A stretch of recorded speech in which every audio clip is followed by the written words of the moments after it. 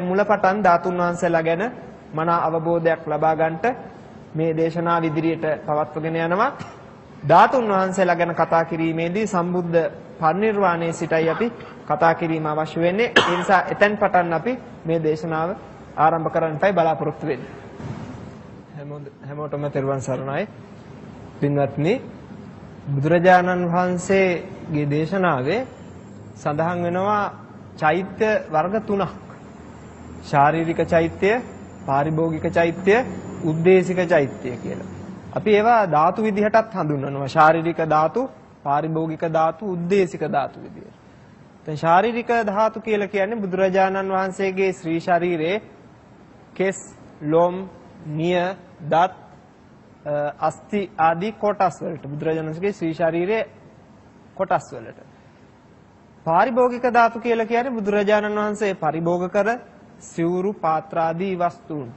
දැන් ජයශ්‍රී මහා බෝධින් වහන්සේත් පාරිභෝගික ධාතුන් වහන්සේලා අතර අග්‍රස්ථානයේ වැඩ සිටිනවා. සිරිපා සටහන් පවා වැටෙන්නේ පාරිභෝගික ධාතු සංඛ්‍යාවට. උද්දේශික ධාතු කියලා කියන්නේ පින්වත්නි බුදුරජාණන් වහන්සේ උදෙසා හදපුවා.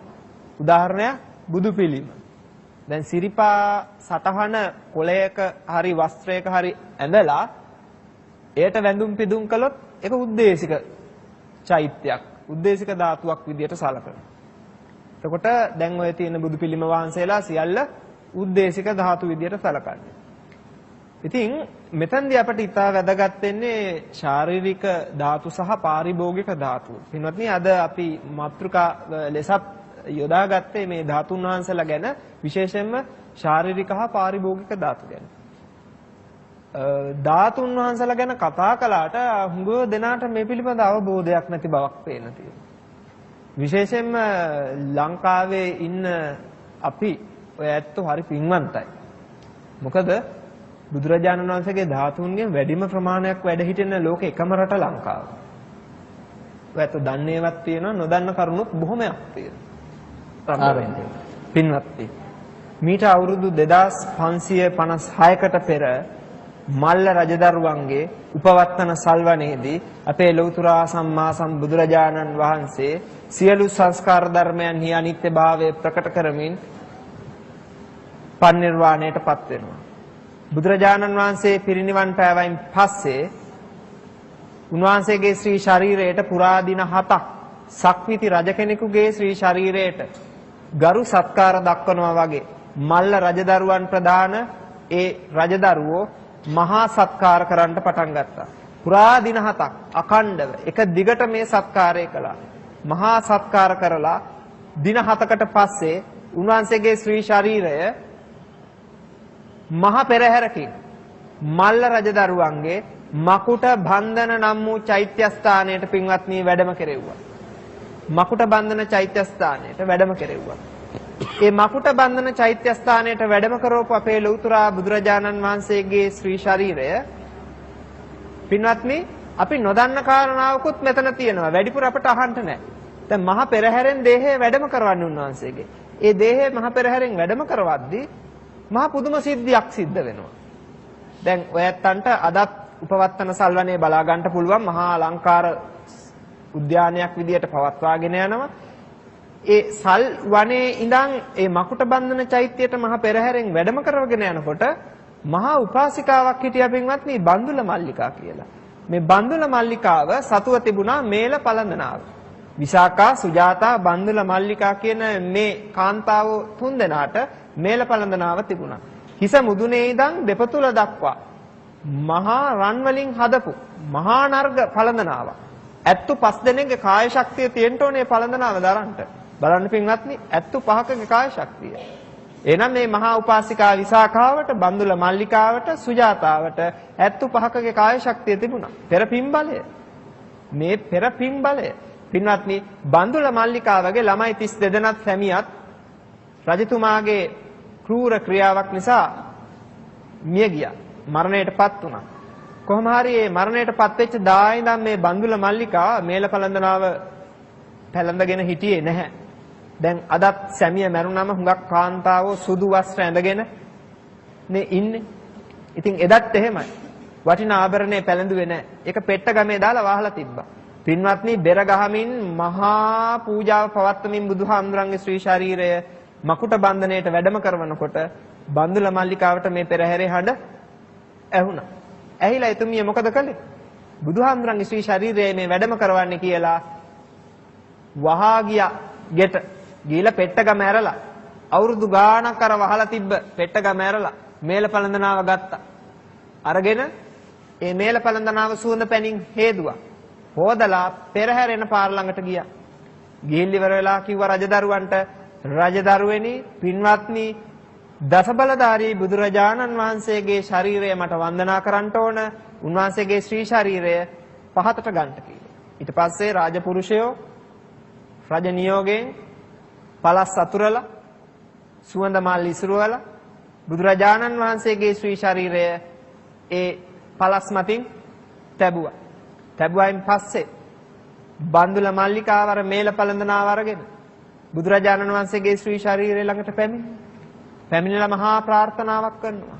ස්වාමීනි තුන් ලෝකාග්‍ර වූ භාග්‍යවත් වූ අරහත් වූ සම්මා සම්බුදුරජාණන් වහන්සේ සසර උපදින භවයක් පාසා මට වෙන් වූ මේ වගේ පළඳනා නොලැබේවා. සිරුරටම සම්බන්ධ වූ රමණීය අගනා පළඳනාවක් ලැබේවා. රූපෙන් අග්‍රප්‍රාප්ත වේවා කියලා ප්‍රාර්ථනාවක් කරලා මේල පළඳනාව බුදුරජාණන් වහන්සේගේ සිරසේ සිට දෙපතුල දක්වා පැලැන්දුවා. පින්වත්නි මේ පළඳනවත් එක්කම බුදු සිරුර බබලන්න පටන් ගත්තා. හාත්පසින් බබලන්න පටන් ගත්ත මොනතරම් ආශ්චර්යයක්ද. ශ්‍රද්ධාවේ තරම. පින්වත්නි ඊට පස්සේ රජදරුවේ මේල පළඳනාව සමගින්ම උන්වහන්සේගේ ශ්‍රී ශරීරය ඔසවාගෙන මකුට බන්ධන චෛත්‍ය ස්ථානයට ගියා. මකුට බන්ධන චෛත්‍ය ස්ථානයේ පින්වත්නි අදත් බලන්න පුළුවන් ඔය ඇත්තන්ට. ගිහිල්ලත් ඇති දඹදිව ගිය ඇත්තෝ. එතනට මහ පෙරහැරින් වැඩම කරවලා උන්වහන්සේගේ ශ්‍රී ශරීරයට සක්විති රජ කෙනෙකුගේ සිරුරට දක්වන ආකාරයේ මහා සත්කාරයක් දැක්වුවා. කොහොමද මේ සත්කාරය කළේ? බුදුහාමුදුරුවෝ ජීවත් වෙලා ඉන්න කාලෙම ආනන්ද හාමුදුරන්ට දේශනා කළා ආනන්ද තථාගතයන්ගේ සිරුරට සක්විති රජ කෙනෙකුගේ සිරුරට දක්වන සත්කාරය දක්වලා ආදාහනය කරන්න. කොහොමද මේ සත්කාරය කළේ? පින්වත්නි පළමු කොට ලෞතර බුදුරජාණන් වහන්සේගේ ශ්‍රී ශරීරය අලුත් සිවුරකින් එතුවා. ඔතලා පොළපු අලුත් කපුපුළුම් පටලයකින් ශරීරය වෙලුවා. ආයි අලුත් සිවුරකින් වෙලුවා. ආයි අලුත් කපුපුළුම් පටලයකින් වෙලුවා. ආයි අලුත් සිවුරකින් වෙලුවා. ආයි අලුත් කපුපුළුම් පටලයකින් වෙලුවා. පින්වත්නි මෙහෙම කපුපුළුම් පටල 500කිනුත් සිවුරු 500කිනුත් ශ්‍රී ශරීරය වෙලලා සියලු සඳුන් දර වලින් කරපු දරසෑයක් හදලා ඒ දරසෑයට බුදුරජාණන් වහන්සේගේ ශ්‍රී ශරීරය සහිත ඒ රන් දෙන නන්වලා ආදාහනය කරන්න කටයුතු සැලැස්සුවා. පින්වත්නි බුදුරජාණන් වහන්සේගේ ශ්‍රී ශරීරය ආදාහනය කිරීම අසිරිමත් ක්‍රියාවක්. මොකද උන්වහන්සේගේ අර සිවුරු පටල 500කිනුත් කපුපුළුම් පටල 500කිනුත් ඔතපු ඒ ශ්‍රී ශරීරය රත්තරන් වලින් හදපු දෙනක තමයි බහා තැබුවේ. රත්තරන් දෙනක තෙල් පුරවලා ඒ තෙල් පුරවපු රන් දෙනේ දේහය තැම්පත් කරලා තව රත්තරන් දෙනකින් වැහුවා. වහලා සියලු සඳුන් දර වලින් කරපු චිතකයකට ශ්‍රී ශරීරය නන්වලා ආදාහනය කළා. පින්වත්නි දැන් සෑයට ගිනි තියෙනවා. 4 දෙනෙක් ඇවිල්ලා රජදරුවෝ 4 දෙනෙක් ඇවිල්ලා හිස සෝදලා නාලා පිරිසුදු වෙලා සුදු වස්ත්‍ර හැඳගෙන චිතකයට ගිනි තියෙනවා. ගිනි ගන්නවද? ගිනි ගන්නෙ නැහැ. 8 දෙනෙක් ආවා. ගිනි තියනවා ගිනි ගන්නෑ. 16 දෙනෙක් ආවා. ගිනි තියනවා ගිනි ගන්නෑ. 32 දෙනෙක් ආවා. ගිනි තියනවා ගිනි ගන්නෑ. මහ පුදුමයි. අන්තිමේදී යන්ත්‍ර සූත්‍ර ගෙනල්ලා හුලං ගහලත් ගිනි තියන්න හැදුවා. ඒ ගිනි ගන්නෙත් නැහැ. දැන් මේ රජදරුවන්ට හරි ගැටලුවක්. ඇයි මේ? පින්වත්නි චිතකේ ළඟ ඉන්නවා වැඩ ඉන්නවා හාමුදුරුවම. වැඩ ඉන්නේ කවුද? අනුරුද්ධ මහරහතන් වහන්සේ. බුදුරජාණන් වහන්සේගේ ඥාති සහෝදරයෙක්. දිවස්ලාභී භික්ෂූන්ගෙන් අග්‍රයි. උන්වහන්සේ ළඟට ගියා. ගිහින් ඇහුවා ස්වාමීනි චිතකයට ගිනි තියනවා ගිනි ගන්නේ නැහැ. මහ පුදුමයි. මොකද මේ? රජදරුවනි උඹලගේ අදහස ඔහොම වුණාට දෙවියන්ගේ අදහස ඔහොම නෙමෙයි. දෙවියන්ගේ අදහස වෙනස්. ස්වාමීනි දෙවියන්ගේ අදහස කොහොමද? ඊපස්සේ කිව්වා රජදරුවනි මහා කාශ්‍යප මහරහතන් වහන්සේ හිමාලයේ සිට 500ක් භික්ෂු සංඝයා සමග වඩිමින් ඉන්නේ. උන්වහන්සේ වඩිනකන් දෙවියෝ චිතකට ගිනි තියන්න දෙන්නේ නැහැ. මොකද දෙවියෝ ප්‍රිය කරනවා භික්ෂුන් වහන්සේ මේ සම්බුද්ධ ශාසනයේ කවුද? මහා කාශ්‍යප මහරහතන් වහන්සේ. මොකද පින්වත්නි දෙවියෝ මේ තරම් උන්වහන්සේට කැමති? දෙවිය ලෝකේ දෙව් සැප විඳින බොහෝ දෙනා දෙවිවරු දෙව්ලොව ගිහිලි ඉපදිලා ඉන්නේ මහා කාශ්‍යප හාමුදුරන්ට දම් පූජා කළා. දුප්පතුන්ගේ මුනිවරයා පින්වත්නි මේ වැඩ හිටින්නේ මහා කාශ්‍යප මහරහතන් වහන්සේ. පුංචි කතාවක් කියන්න. පින්වත්නි මහා කාශ්‍යප මහරහතන් වහන්සේ දවස් 7න් 4 සමාපatti වලට සමවදිනවා. එක දිගට දවස් 7ක් සමාපත්තියට සමවැදිලා කිසිම ආහාරයක් වළඳන්නේ නැතුව සමාපatti සුවයෙන් වැඩ හිටිනවා. ඉතින් උන්වහන්සේගේ කෙස් රැවුල් වැවිලා පාංශ කූල සිවුරක් පොරවගෙන ඉන්නේ. රාත්‍රියට වැඩ ඉන්නේ සොහොනේ. කැලේ වැඩ හිටින්නේ. ඉතින් දුතාංග 13ම රකින්නවා. මහා උග්‍ර තපස් රකින්නේ උන්වහන්සේ. පින්වත්නි මහා කාශ්‍යප හාමුදුරුවෝ පිණ්ඩපාතේ වඩින්නේ පෝසතුන්ගේ ගෙවල් වලට නෙමෙයි. වඩින්නෙම දුප්පතුන්ගේ ගෙවල් වලට. හොයා වඩිනවා හිඟන්නන්ගේ ගෙවල් වලට. පින්වත්නි දවසක් මේ දුප්පතුන්ගේ මුනිවරයා වූ මහා කාශ්‍යප මහරහතන් වහන්සේ පින්වත්නි උන්වහන්සේ පරෝගෙන ඉන්නේ බුදුහාමුදුරන්ගේ සිවුර. මේ සම්බුද්ධ ශාසනයේ මේ වගේ අවස්ථාවක් වෙන කාටවත් ලැබිලා නැහැ. ආනන්ද හාමුදුරන්ටවත් ලැබුණේ නැහැ. අගසව් දෙනමටවත් ලැබුණේ නැහැ. බුදුහාමුදුරුවෝ පරෝපු මහා පාංශ කූල සිවුරයි මේ දරාගෙන සිටින්නේ. මේ සිවුර මහා කාශ්‍යප හාමුදුරන්ට දීලා පරෝගත්ත වෙලේ මේ මහ පොළව පවා සෙලවුණා පින්වත්නි. භූමිකම්පාවක් ඇති වුණා. ඒ තරම් මහානුභාව සම්පන්න ගුණ තියෙන උත්තමයෙක්ටයි බුදුහාමුදුරුවෝ පරෝපු සිවුර දරන්න පුළුවන්කම ලැබෙන්නේ. ඉතින් පින්වත්නි ඒ උත්තමයාගේ දලදා හාමුදුරු නමක් ලංකාවේ වැඩ හිටින එක මොනතරම් වාග්යක්ද? මහා කාශ්‍යප හාමුදුරුවෝ දුටුවා හා සමානයි.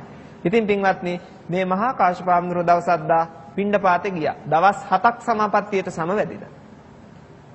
පින්වත්නි දැන් සමාපත්තියට සමවැදිලා වැඩ හිටපු මේ ස්වාමින් වහන්සේට කවුරු හරි බත් හැන්දක් පූජා කළොත් ඒ පූජා කරන කෙනාට දවස් 7ක් යන්න කලින් සිටු සම්පත් ලැබෙනවා.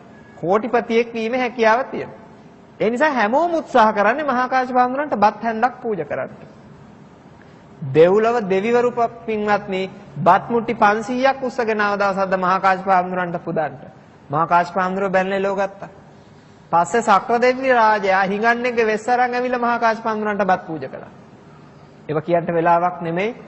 අන්තිමේදී මහා කාශ්‍යප හාමුදුරුවෝ දැඩි ලෙස දොස් කිව්ව සක්‍ර දිව්‍ය රාජයාට.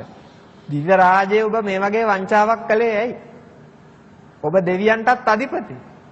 අනේ ස්වාමින් වහන්සේ පේන්නේ නම් කට්ටියට එහෙම තමයි අපි දිව්‍ය ලෝක සැප විඳිනවා වගේ දිව්‍ය ලෝකෙට අලුතෙන් 3 දෙනෙක් ඇවිල්ලා ඉන්නවා චූල රත, මහා රත, අනන්ත වර්ණ කියලා. ඒ අය මට වඩා හරි ලස්සනයිනේ. ඉතින් ලස්සනයිනේ ස්වාමින් වහන්සේ. ඉතින් මම අන්තපුරේ ස්ත්‍රීන් එක්ක උද්‍යානයට යනවා ක්‍රීඩා කරන්න. අර 3 දෙනා ඉස්සරහට එනවා. එනකොට ඒ අයගේ ශරීරයේ එළියෙන් මගේ එළිය යට යනවා. මට විලි ලැජ්ජයි. ඒ නිසා මම මාලිගාවට යනවා කිව්වා. මගේ නෝනල් ටික බලන්නේ අර දිව්‍ය කුමාරවරු දිහා කිව්වා. මා ගැන බලන්නේ නැහැ කිව්වා. ලස්සන අය ගැන කිව්වා බලන්නේ. ඉතින් ස්වාමීන් වහන්සේ මට වඩා දුප්පතෙක් තවත් ඉන්නවද? හොඳයි. මෙදාතරේ හොරට දම් පිදුවට කමක් නැහැ. ආයි එහෙම මෙහෙම හොර වැඩ කරන්න එපා කිව්වා. වංචාවෙන් මට දම් දෙන්න එපා කිව්වා. ස්වාමීන් වහන්සේ හොරට දීපු බතක් නිසා මට පින් ලැබේද? දේවේන්ද්‍රය හොරට කෑවත් බත් බඩ පිරෙනවනේ. තට පින් නැත කිව්වා. අනේ එහෙනම් මට ඕනේ එච්චරයි කියලා සතුට ප්‍රකාශ කරමින් පින්වත්නි සක්‍ර දිව්‍ය රාජයා උදන්නනමින් ගියා දිව්‍ය ලෝකෙට. බලන්න පින්වත්නි දෙවියන්ට අධිපති සක්‍ර දිව්‍ය රාජයා පවා හිඟන වෙස්සරම් මහා කාශ්‍යප හාමුදුරන්ට දම් පිදුවේ උන්වහන්සේ සතුව තියෙන ඒ අනන්ත සීලාදී ගුණ බලය නිසා. පින්වත්නි මහා කාශ්‍යප හාමුදුර එහෙමනම් අපේ ශාස්ත්‍රුන් වහන්සේ වූ ලෞතර බුදුරජාණන් වහන්සේ මොනතරම් මහානුභාව සම්පන්නද කියලා ටිකක් හිතන්න. අපේ ශාස්ත්‍රුන් වහන්සේ. ඉතින් පින්වත්නි මහා කාශ්‍යප හාමුදුරුවෝ ඔන්නෝ වගේ දුප්පතුන් ළඟටමයි යන්නේ. දුප්පතුන් ළඟට යන නිසා දෙවියොත් හිඟන්නෝන්ගේ වෙස් ගන්නවා. මොකද දිව්‍ය විලාසයෙන් ආවට දම් පිළිගන්නේ. දවසක්ද පින්වත්නි මහා කාශ්‍යප හාමුදුරුවෝ පිණ්ඩපාතේ ගියා. යනකොට පාරයිනේ හිටියා ලාදුරු හැදිලා ඇඟ කුණු වෙච්ච මිනිස්සෙක්. ලාදුරු දන්නවනේ ලාදුරු රෝගිය. ලාදුරු හැදිලා ඇඟ කුණු වෙච්ච මිනිස්සෙක්. පින්වත්නි මේ මිනිසයාගේ ඇඟිලි කුණු වෙලා අතපය කුණු වෙලා හැරව ගලනවා. ඔය දකුණු පැත්තේ ඡායාරූපෙන් පේන්නේ ලාදුරු රෝගියාගේ ඡායාරූපය. ඉතින් පින්වත්නි මේ ඇඟිලි කුණු වෙලා මුළු ඇඟේම ගෙඩි දාලා වන වෙලා හැරව ගලනවා. කිසි කෙනෙක් යන්නේ නැහැ ළඟට. නිලමැස්සෝ අහනවා කුණු ගඳ හමනවා හැමතැනම. මහා කාශ්‍යප මහරහතන් වහන්සේ කල්පනා කළා මේ මිනිසයාට පිහිටක් වෙන්න ඕන. මේ මනුස්සයා ළඟට මම පිණ්ඩපාත වැඩියොත් ඒකාන්තයෙන්ම මේ මනුස්සයාගේ ඊළඟ ආත්මය සුගතිය. මොහොත පිහිට විය යුතුයි. නැත්තම් දුගතිය උපදින්න පුළුවන්. උන්වහන්සේ වැඩිය පින්වත්නි. හිඟන්නා ඒ වෙලේ කෑම කකා හිටියේ. පින්වත්නි කෑම කන්නේ කොහොමද? අතින් අල්ලලා. අතේ තියෙන හැරව දැන් අර ආහාරය ගෑවිලා තියෙන්නේ. විස සහිත හැරව ලේත් එක්ක ගෑවිලා. පින්වත්නි මහා කාශ්‍යපහාමුදුරුවෝ වැඩ හිටිනවා ඒ හිඟන්න ඉස්සරහා. හිඟන්න කල්පනා කළා මුන්වහන්සේ මගේ ළඟට වැඩි කිසියම් දෙයක් බලාපොරොත්තු වෙයි. අනේ දුප්පත් මම මොනවද දෙන්නද? දෙන්න තියෙන්නේ මම මේ කකා ඉන්න ආහාරේ නොකාපු පැත්ත විතරයි. කියලා ඒ කකා හිටපු ආහාරය කමින් සිටපු ආහාරය දෙකට කැඩුවා. කඩලා අර හොඳ පැත්ත හැරව සහිත අත් දෙකෙන් අල්ලලා පාත්‍රයට ගිහිල්ලා පූජා කරනකොට පින්වත්නි අර කුණු වෙච්ච ඇඟිල්ලක් හැරවත් එක්ක පාත්‍රයේ ඇතුළට වැටුණා. පාත්‍රය ඇතුළට වැටුණා. මහා කාශ්‍යපහාමුදුරුවෝ ඒක දැක්කා. මේ වෙලේ අර ලාදුරු රෝගියට මහ පුදුමාකාරයේ හිත වේදනාවක් ඇති වුණා. ඇයි? අනේ මුන්වහන්සේ මේ දාන්නේ දැන් වළඳයිද? මුන්වහන්සේ දැන් මේ දාන්නේ වළඳයිද? ඇයි? හැරව සහිත ඇඟිල්ල වැටුණ පාත්‍රයට. විසික් කරයි කියලා හිතුවේ කෑම ටික. මහා කාශ්‍යපහාමුදුරුවෝ මේ මිනිස්යාගේ හිත දැක්කා. දැකලා බිත්තියක් සමීපයට වැඩිය පාරයි. බලන්න. වැඩලා අර හැරව සහිත ඇඟිල්ල පැත්තකින් තිබ්බා. පැත්තකින් තියලා මොකද කළේ? අර සැරව සහිත නීරස ආහාරය කිසිම වෙනසක් නැතුව පින්වත්නි අර රෝගියා කෙරේ කරුණාවෙන් වැළඳුවා. ආර්ය 이르දියේ උත්කෘෂ්ඨ භාවයට පැමිණ මේ මහානුභාව සම්පන්න අනුබුදු මහා කාශ්‍යප මහරහතන් වහන්සේට පින්වත්නි වළඳන කොටත් වැළඳුවායින් පස්සවත් කිසිම පිළිකුලක් ඇති වුණේ නැහැ. පින්වත්නි අර හිඟන්න හරි සතුටුුණා. රෝගියා හරි සතුටුුණා. අනේ සාදු සාදු මම වගේ රෝගියෙක් දීපු මේ ආහාරය වැළඳු මේ උත්තමයා මට පිහිටටමයි වැඩි. සාදු සාදු කියලා සතුටුුණා වැඩි කල ජීවත් වෙන්න හම්බුන්නේ. මැරුණා. මැරිලා ගිහිල්ලා කොහෙද ඉපදුනේ? දිව්‍ය ලෝකෙ ඉපදුනේ. පින්වත්නි මෙහෙම මහා කාශ්‍යපහාමුදුරන්ට දම් පුදලා දෙව්ලොව ඉපදිච්ච දෙවිවරුන්ගේ ප්‍රමාණය විශාලයි. මේ දෙවිවරු ආදාහණයට රැස් වෙලා හිටිය බුදුහාමුදුරන්ගේ. දෙවිවරු බැලුවා අපේ ස්වාමීන් වහන්සේ කෝ කියලා. පින්වත්නි අපිත් එහෙමයි නේද දැනුත් හිතවත් හාමුදුරු කෙනෙක් හරි නෑයෙක් හරි හිටියොත් උත්සවයකට ගියපුවම අහනව නේද කෝ අර නෑ ආවද? කෝ අපේ ස්වාමීන් වහන්සේ වැඩලද කියලා බලනවනේ. දෙවිවරු බැලුවා මහා කාශ්‍යපහාමුදුරුවෝ සංඝ පිරිසේ නෑ. දිවසින් දැක්ක වඩිනවා අතරමඟ. දැනුත් එහෙමනේ පින්වත්නි. ලොකු අම්මා එනකන් රට ඉන්න, බාප්පා එනකන් ආදාහනය කරන්න දෙන්න එපා කියලා. එහෙම කියනව නේද දැනුත් මිනිස්සු? ආන් ඒ වගේ පින්වත්නි දෙවියෝ සෑයේ චිතකයට ගිනි තියන්න දුන්නේ නැහැ. මහා කාශ්‍යපහාමුදුරුවෝ වඩිනකන් අපේ හාමුදුරුවෝ එනකන් ගිනි තියන්න දෙන්නේ නැහැ කියලා. හා හොඳයි ස්වාමීනි එහෙනම් දෙවියන්ගේ කැමැත්ත එසේම වේවා. එහෙනම් අපි ගිනි තියන්නේ නැහැ කියලා කිව්වා. පින්වත්නි සුළු මොහොතකින් මහා කාශ්‍යප මහරහතන් වහන්සේ 500ක් සංඝ පිරිසත් එක්ක කුසිනාරාවේ මකුට බන්ධන චෛත්‍ය ස්ථානයට වැඩියා. වඩිනකොට පින්වත්නි දේහේවත් දකින්න බැරි විදියටයි කටයුතු සලස්ලා තිබුණේ. කොහොමද තිබුණේ? 500ක් සිවුරු වලින් ඔතලා 500ක් කපු පුළුන් වලින් ඔතලා තෙල් දෙනක තැම්පත් කරලා තවත් දෙනකින් වහලා සඳුන් දරසායක ඇතුලේ තැම්පත් කරලා තිබුණේ. කොහොමනම් දකින්නද ශ්‍රී ශරීරය? පින්වත්නි මේ අවස්ථාවේ මහා කාශ්‍යප හාමුදුරුවෝ දොහොත් මුදුන් තියලා සිවුර ඒකාංශ කරලා පොරෝගෙන බුදුහාමුදුරන්ගේ චිතකය වටා ප්‍රදක්ෂිනා කරනවා. ප්‍රදක්ෂිනා කරන ගමන් මෙන්න මෙහෙම හිතනවා. භාගතුන් වහන්සේගේ හිස මෙතනය, සිරිපතුල් මෙතනය කියලා අදිෂ්ඨාන කළා. කරලා හරියටම සිරිපතුල් පිහිටපු තැන වැඩ හිඳලා දොහොත් මුදුන් තියලා මහා ප්‍රබල අදිෂ්ඨානයක් කරනවා. මොකද්ද මේ අදිෂ්ඨානය? ස්වාමීනි තුන් ලෝකාග්‍ර වූ භාග්‍යවත් වූ අරහත් වූ සම්මා සම්බුදුරජාණන් වහන්සේ මේ ඔබ වහන්සේට මගේ අවසාන වැඳීමයි. දහසක් අර ඇති චක්‍ර ලක්ෂණයන්ගෙන් සමන්විත උතුම් සිරිපා යුවල ස්වාමීනි රෙදි පටල 500ක් කපු පුළුම් පටල 500ක් තෙල් දෙනක් දරසෑයක් දෙබාය කරගෙන ඇවිල්ලා මගේ හිස මත පිහිටන සේක්වා කියලා කාරුණික ඉල්ලීමක් කළා. ආශ්චර්යයි පින්වත්නි රෙදි පටල 500ක් කපු පුළුම් පටල 500ක් තෙල් දෙනක් දරසෑයක් බිඳගෙන පින්වත්නි ඇවිල්ලා මහා කාශ්‍යප මහරහතන් වහන්සේගේ ශ්‍රී ශරීරයේ හිස මත පිහිටිය සිරිපතුල් යුවල මහා කාශ්‍යප හාමුදුරුවෝ පින්වත්නි දොහොත් මුදුන් තබලා සිරිපතුල් අල්ලගෙන බුදු ගුණ ගායනා කරමින් වන්දනා කළා. සිරිපතුල් පින්වත්නි ආශ්චර්යයි. තෙල් බින්දුවක්වත් සෑයෙන් පිටට ගියේ නැහැ, හෙල්ලුනේ නැහැ. ආයිත් සිරිපතුල් දෙක අර 500ක් ස්වාමීන් වහන්සේලාත් වන්දනා කරයින් පස්සේ තිබ්බ තැනටම සිරිපතුල් දෙක ගිහිල්ලා තැම්පත් වෙලා බුද්ධානුභාව බලෙනුත් දේවතානුභාව බලෙනුත් චිතකය ගිනිගත්තා. දැන් පින්වත්නි බුදුරජාණන් වහන්සේගේ චිතකය දැවෙනවා. දැවෙන චිතකයේ පින්වත්නි බුද්ධ අදිෂ්ඨානය පරිදි උන්වහන්සේගේ ශ්‍රී ශරීරයේ හැම නහර මස් කියන මේ සියල්ල දැවිලා ගියා. අලුවත් දැලිවත් ඉතිරි වුණේ නැහැ. උන්වහන්සේගේ ශ්‍රී ශරීරයේ සම සිවිය මස් නහර දැවිලා ගියා. අලුවත් දැලිවත් ඉතිරි වුණේ නැහැ. දැන් වෙඩරු බටර් වගේ දේවල් ගිනි ගත්තාම ඉතිරි වෙන්නේ නැහැ නේ. දැන් කපුරු එහෙම පිච්චුවායින් පස්සේ ඉතිරි වෙන්නේ නැහැ කිසිවක්. ආන් ඒ වගේ ගිනි ගත්තා. දැලිවත් අලුවත් ඉතිරි වුණේ නැහැ. බුද්ධ අධිෂ්ඨානයේ පරිදි පින්වත්නි ධාතුන් වහන්සේලා ඉතිරි වුණා. සප්ත ධාතු ඉතිරි වුණා.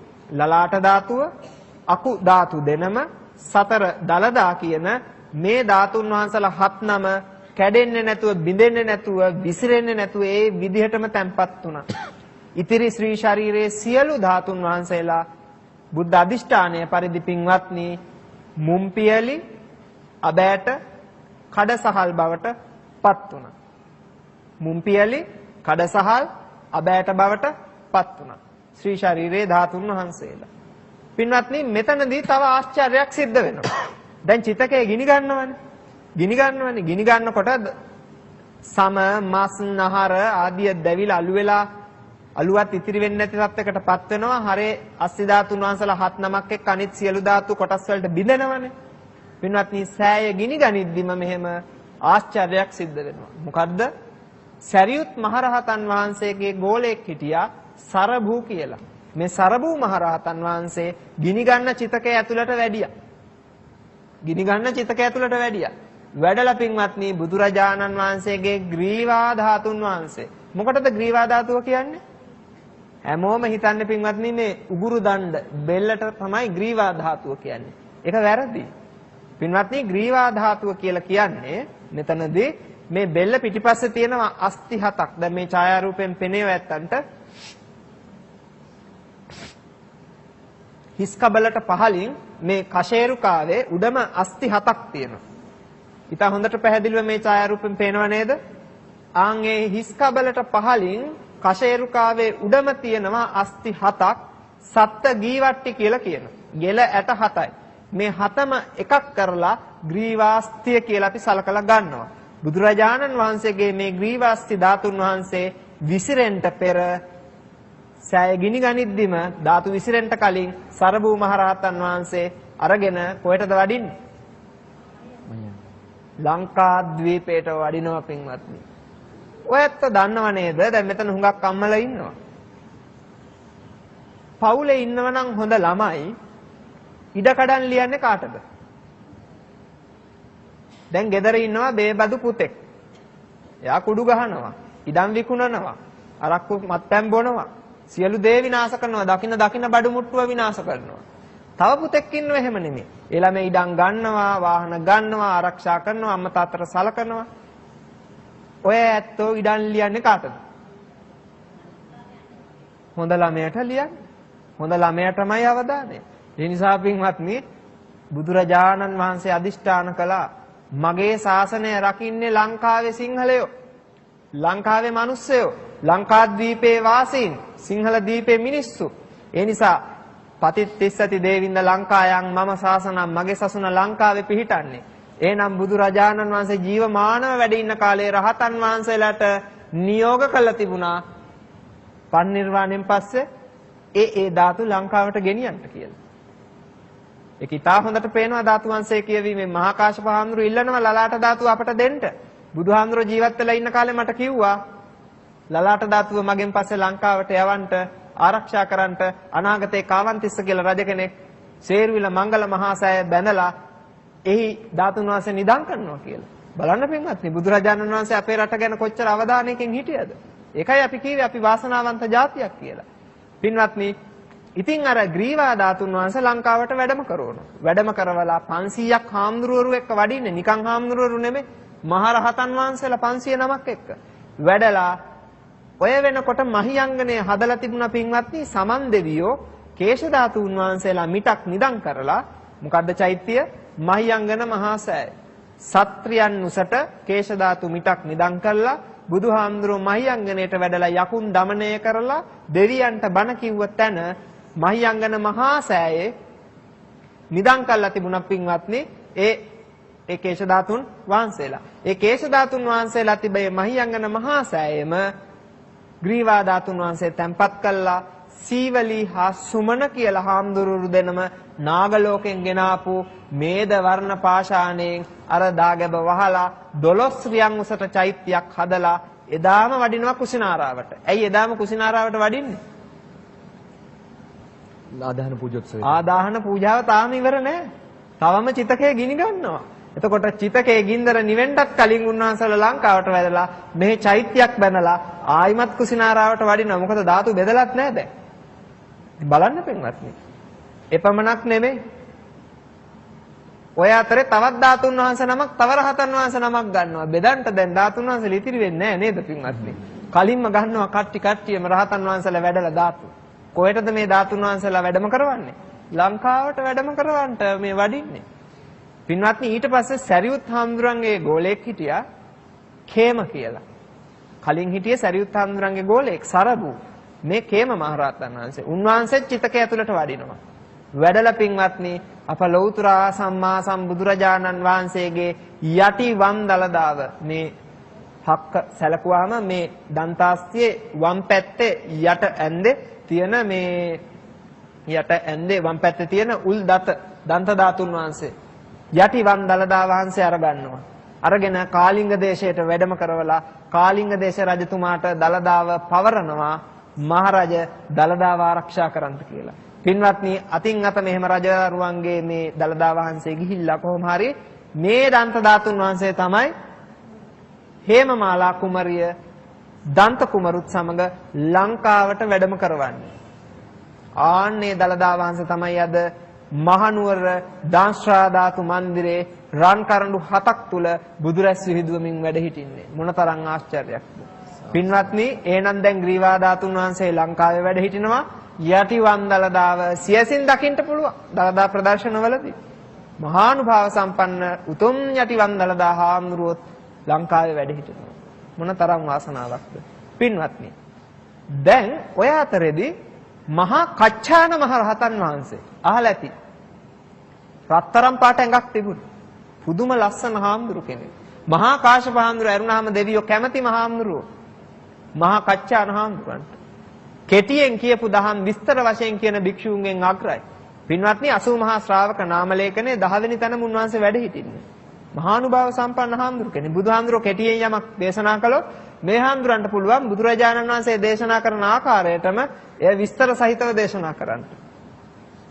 මුන්වහන්සේ මොකද කළේ?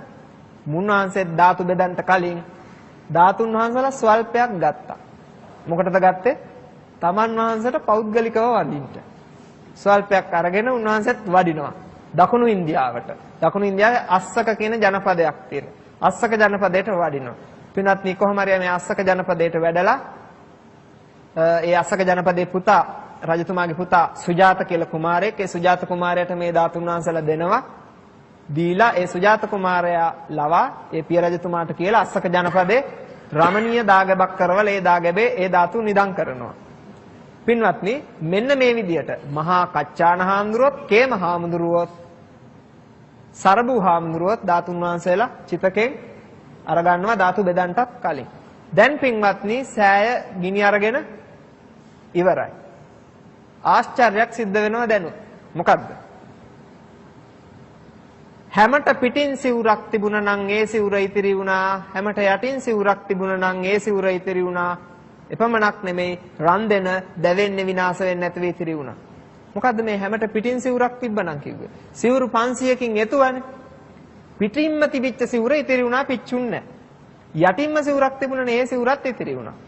ඉතිරි සියලුම සිවුරු කපු පුළුම් පටල දැවිලා අළු වෙලා ඉතිරි වෙන්නෙත් නැති මට්ටමින් විනාශ වෙලා ගියා. රන් දෙන ඉතිරි වුණා. පින්වත්නි චිතකය ඊට පස්සේ ගින්න නිවුණයින් පස්සේ අහසිනුත් පැන් වැටිලා ඒ ගස් කොළන් වලිනුත් ඒ පැන් වැටිලා චිතකේ ඉතිරි ගිනිත් නිවිලා ගියා. කොහොම හරි දැන් මේ ධාතුන් වහන්සේලා සහිත ඒ රන් දෙන තියෙනවා. තාම රන් දෙන විවෘත කළාද? විවෘත කළේ නැහැ. පින්වත්නි මේ පරිනිර්වාණ සූත්‍රයේ ගාතාවක් තියෙනවා. චත්තාලීස සමාදන්තා කේසා ලෝමාච සබ්බසෝ දේවා හරින්සු ඒකේකං චක්කවාල පරම්පරා කියලා. සෑය ගිනි ගන්නකොට මේ දෙවිවරු ආවලු. දෙවිවරු ඇවිල්ලා බුදුහාමුදුරන්ගේ කෙස් ගහක් ගානේ කේශ ධාතුන් වහන්සේ නමක් බැගින් ගෙනිච්චලු ඒ දිව්‍ය ලෝකවලට. එපමණක් නෙමේ උන්වහන්සේගේ ශ්‍රී ශරීරයේ සියලුම ලෝම ධාතු දෙවිවරු ගෙනිච්චලු. ඉතිරි වෙච්ච දත් 36 චත්තාලීස සමාදන්තා කියලා තියෙන දත් 40ක් කියලා. දලදා 4 නම ඇර. පින්නතින් දැන් 36 කියන්නේ පූර්ණ සංඛ්‍යාවක් නෙමෙයිනේ. ඉතින් ඒ ගාතාව ඇදීමේ පහසුව තකා එකතු කරන්නට ඇති ඒ විදිහට දත් 40ම උන්වහන්සේගේ දන්ත ධාතුන් වහන්සේලා ඉතිරි සියලුම දන්ත ධාතු දෙවිවරු ගෙනිච්ච කියන. දෙවිවරු ගෙනිච්ච කියනවා. ඉතින් මේ ගෙනිච්ච දන්ත ධාතුන් වහන්සේලා කොහොම හරි පසුව මේ ලෝකෙට ලැබිලා තියෙනවා. ඇෆ්ගනිස්තානයේ දන්ත ධාතුන් වහන්සේලා කීප නමක් වැඩ ඉඳලා තියෙනවා. පාකිස්තානයේ ඉන්දියාවේ වගේ රටවල් වල ධාතුන් වහන්සේලා වැඩ ඉඳලා තියෙනවා. හියුන්සියන් පාහියන් වාර්තාව කිව්වොත් ඉතා පැහැදිලිව පේනවා. ලෝක ප්‍රකට බාමියන් බුදු පිළිම තිබුණු ඒ ප්‍රදේශයේ මතක ඇතිනව ඇත්තන්ට ඒ බාමියන් නිම්නේ බුදුහාමුදුරන්ගේ දන්ත ධාතුන් වහන්සේ නමක් නිදන් කරලා හදපු දාගැබක් තිබුණලු. එපමණක් නෙමෙයි සක්විති රජ කෙනෙකුගෙත් පසේ බුදු කෙනෙකුගෙත් දන්ත ධාතු තිබුණා කියලා කියනවා. සිදුහත් කුමාරයාගේ කිරිදතක් පුංචි කාලේ වැටිච්ච දන්තයක් ඇෆ්ගනිස්තානයේ ඒ කපීෂ කියන ප්‍රදේශයේ තිබුණා කියලත් ඒ වාර්තාවේ සඳහන් වෙනවා. ඒ අනුව ඉතා පැහැදිලිව පේනවා දන්ත ධාතුන් වහන්සේලාත් ලෝකේ පුරා විසිරුණා. කේශ ධාතුත් විසිරුණා. ලෝම ධාතුත් විසිරුණා. අස්ථි ධාතු විතිරි වුණා. ඉතිරි වෙච්ච ධාතුන්ගෙන් හරියටම සප්ත මහා ධාතු කැඩෙන්නේ නැතුව බිඳෙන්නේ නැතුව ඉතිරි වුණා. ඉතිරි සියලු ධාතු මුම් පියලි අබෑට කඩසහල් වලට බිඳිලා දෙන් වෙලා ගියා. ශශික මහත්තයා ඊට පස්සේ අපිට කතා කරන්න වෙන්නේ ධාතු බෙදීම සම්බන්ධයෙන්. ධාතු බෙදීම සම්බන්ධයෙන් ඒ අතරතුරේදී අපි එතෙන්දි පුංචි අකරතැබ්බයක් වෙනවා. ඒ නිසාම අපි මේ අද කතා කරන කපිලවස්තු ධාතුන් වහන්සේලා පසු කලෙක එකතැන අපට හමුවන්නේ ඒ නිසාමයි කියලා මට හිතෙනවා. කොයි හැටි වෙතත් මේ අවස්ථාවේදී විවිධ පාර්ශව තමන්ගේ අයිතිය බුදු පියාණන් වහන්සේට ප්‍රකාශ කරමින් බුදු පියාණන් වහන්සේ තමන්ටත් ඥාතිත්වයක් තිබෙනවා. ඒ නිසා අපටයි මේ ධාතුන් වහන්සේලා අයිති කියලා අරගල කරද්දී එහිදී එක්තරා පුද්ගලයෙක් මේ සඳහා මැදිහත් වෙනවා. ඒ කවුද? ඉන් අනතුරුව කුමක්ද සිද්ධ වුනේ කියන වගේ පිළිබඳව අපි කාල වේලාව ඉක්ම ගියේ නමුත් ඔබතුමාගෙන් අහලා දැනගන්න කැමතියි. දැන් ඊට පස්සේ කොහොම හරි ආදාහණයෙන් පස්සේ ඒ රත්රන් දෙන ඉතිරි වුණානේ. ඇතෙක්ගේ පිට උඩ තියලා ඒ ධාතු බෙදපු ඒ ධාතුන් වහන්සේලා සහිත ඒ රන් මංජුසාව රන් දෙන ඇතෙක්ගේ පිටෙන් වැඩම කෙලෙව්ව ඇතුල් නුවරට. දැන් හුඟක් අය හිතාගෙන ඉන්නවා ඒ ආදාහණය කරපු තැනම ධාතු බෙදුවා කියලා. ඒක වැරදි.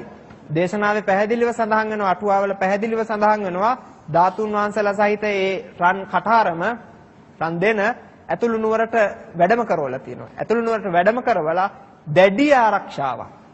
දැඩි ආරක්ෂාවක් ඒ ධාතුන් වහන්සේලාට යොදවලා තියෙනවා. හිතන්නත් බැරි ආකාරයේ දැඩි ආරක්ෂාවක්. දැනුත් ඉන්දියාවෙන් වැඩම කරපු ධාතුන් වහන්සේලාට පුදුමාකාරයේ දැඩි ආරක්ෂාවක් ඉන්දියානු රජය මගිනුත් සම්පාදනය කරලා තියෙනවා.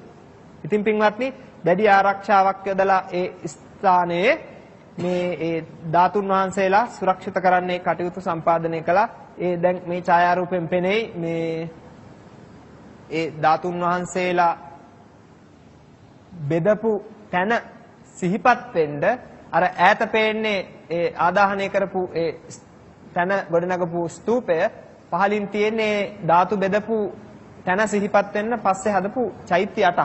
ඒක ධාතු බෙදපු නියම තැන නෙමෙයි. හුඟක් අය ගිහිල්ලා වඳින උතන්ට. වැන්දට ගැටලුවක් වෙන්නේ නැහැ. නමුත් ධාතු බෙදපු නියම තැන එතන නෙමෙයි. ඔය පල්ලෙහින් පේනවා තව බෝගහ. ඒ තමයි ධාතු බෙදපු නියම තැන. මේක තියෙන්නේ උපවත්තන සල්වනයත් ඒ ආදාහනය කරපු තැනත් අතර මැද වෙල්යායක් මැද්දෑවේ දකුණු අත පැත්තේ තියෙන්නේ. හුඟක් අය එතනට යන්නේ නැහැ. ධාතු බෙදපු තැන ගරා වැටිච්ච චෛත්‍යය තියෙනවා. ඒ චෛත්‍ය උඩ තමයි අර බෝධින් වහන්සේ හැදිලා තියෙන්නේ. බෝධින් වහන්සේත් අවුරුදු 100 ගණනක් පැරණි බෝධින් වහන්සේ නමක්. කැණී මුකුත් කළා නැහැ. නමුත් එය නියම ස්ථානයේ වශයෙන් පුරාවිද්‍යාඥයෝ දැන් හඳුනගෙන තියෙනවා. පින්වත්නි කොහොම හරි ඒ ස්ථානයට ධාතුන් වහන්සේලා සහිත ඒ රන් කටාරම ගෙනහිල්ලා ආරක්ෂාව සැලසුවා. දැන් ධාතුන් වහන්සේලා ඉතිරි වුණා කියලා රට පුරා ආරංචිය ගියා. දැන් මේ ධාතුන් වහන්සේලා වැඩම කරවීමේ ආරංචිය රට පුරා ගියානේ. දැන් හැමෝම උත්සාහ කරනවානේ තමන්ගේ විහාරස්ථානයට ධාතුන් වහන්සේලා වැඩම කරවන්න. ඉතින් පින්වත්නි බලන්න එදා කොහොමද තියෙන්න ඇද්ද? ධාතු කෝලාහලයක් ඇති වුණා. මගදී අජාසත් රජතුමාට ආරංචි වුණා බුදුහාඳුරන්ගේ ධාතු ඉතිරි වුණා කියලා. අජාසත් රජතුමා ලිපියකින් දන්නනවා කුසිනාරාවේ මල්ල රජදරුවන්ට රජදරුවෙනි අපටත් ධාතුන් වහන්සේලාගෙන් කොටසක් දෙන්න. මමත් ශාස්ත්‍රීය බුදුහාඳුරත් ශාස්ත්‍රීය. මගේ තාත්තා මම බුදුහාඳුර ළඟින් ඇසුරු කළා. ඒ නිසා අපට අයිතියක් තියෙනවා ධාතුන්ට. අපට ධාතු කොටසක් දෙන්න. ලියුමක් ඇරියා. රාජපුරුෂයෝ ඇත්තේ. හැබැයි රජතුමා දන්නවා ධාතුණන් ලැබෙන එකක් නෑ කියලා. කෝකටත් සැකේ නිසා දුන්නොත් හොඳයි නැත්තම් එහෙමයි කියලා හිතලා මොකද්ද කළේ? අජාසත් මහරජතුමා චතුරාංගනී සේනාව සූදානම් කළා. දැන් මේ ඡායාරූපෙන් පෙනේ අජාසත් රජතුමාගේ ඒ සමීප රූපයක්. මේ වම් අත පැත්තේ තියෙන අජාසත් රජතුමාගේ රුවක්. හරිම ශ්‍රද්ධා සම්පන්න රජ කෙනෙක්. පෞකාරයෝ ආශ්‍රය කළ දේවදත්ත වගේ නොමගට ගිහිල්ලා තාත්තා මැරුවා. නමුත් පින්වත්නි බුදුරජාණන් වහන්සේ දේශනා කළේ මොකද්ද? පෞකාරයෝ ඇසුරු කරන්නේ නැතුව යහතින් හිටියනම් අද මේ දේශනාව අවසන් වෙනකොට අජාසත් රජතුමා සෝවාන් ඵලයටපත් වෙන්න තිබ්බ කියලා. ඒ නිසා පින්වත්නි එතනිනුත් අපට ආදර්ශයක් ගන්න පුළුවන් කල්යාණ මිත්‍ර සේවනයේ වටිනකම. කොහොම හරි පින්වත්නි පෘථග්ජනව අතරේ මේ වගේ ශ්‍රද්ධා සම්පන්න රජෙක් නම් හිටියේ නැහැ කියලායි සඳහන් වෙන්නේ. මේ රජතුමා අන්තිමේදී මහා හමුදාවක් අරගෙන ගියා කුසිනාරාවට. ගිහිල්ලා කඳවුරක් බැඳගත්තා. ධාතු දුන්නොත් හොඳින් ගේනවා, දුන්නේ නැත්නම් යුද්ධ කළා හරි ධාතු ගන්නවා. අජාසත් රජතුමා ගියා කියලා ආරංචි වුණා විශාලා මහනුවර ලිච්ඡවි රජදරුවන්ට. අපිත් බුදුහාමුදුරුවෝ ආශ්‍රය කළා තියෙනවා. සප්ත අපරිහානීය ධර්ම ගැන බුදුහාමුදුරුවෝ බොහොම සතුටෙන් හිටියේ. අපිත් ශාස්ත්‍රීය බුදුහාමුදුරුවෝත් ශාස්ත්‍රීය. ඒ නිසා අපටත් ධාතුන්ගෙන් කොටසක් ඕන කියලා ලියුමක් ඇරියා. ධාතු දුන්නේ නැත්නම් යුද්ධ කළා හරි ගන්නවා කියලා හමුදාවක් අරන් ඒ ඇත් ගිහිල්ලා කඳවුරු බැන්දා. පින්වත්නි මේ විදියට අල්ලකප්පරට බුලී රජදරුවෝ, වේටදීප බ්‍රාහ්මණය, කපිලවස්තුවේ ශාක්‍ය රජදරුවෝ, රාමග්‍රාමයේ කෝලිය රජදරුවෝ, එපමණක් නෙමේ පාවානුවර මල්ල රජදරුවෝ කියලා රටවල් 7ක රජදරුවෝ ගිහිල්ලා කුසිනාරාව වට කරගෙන හිටියා. මොකටද? ධාතුන් වහන්සේලා ගන්න. දුන්නොත් හොඳයි නැත්නම් යුද්ධ කරලා ගන්නවා කිව්වා.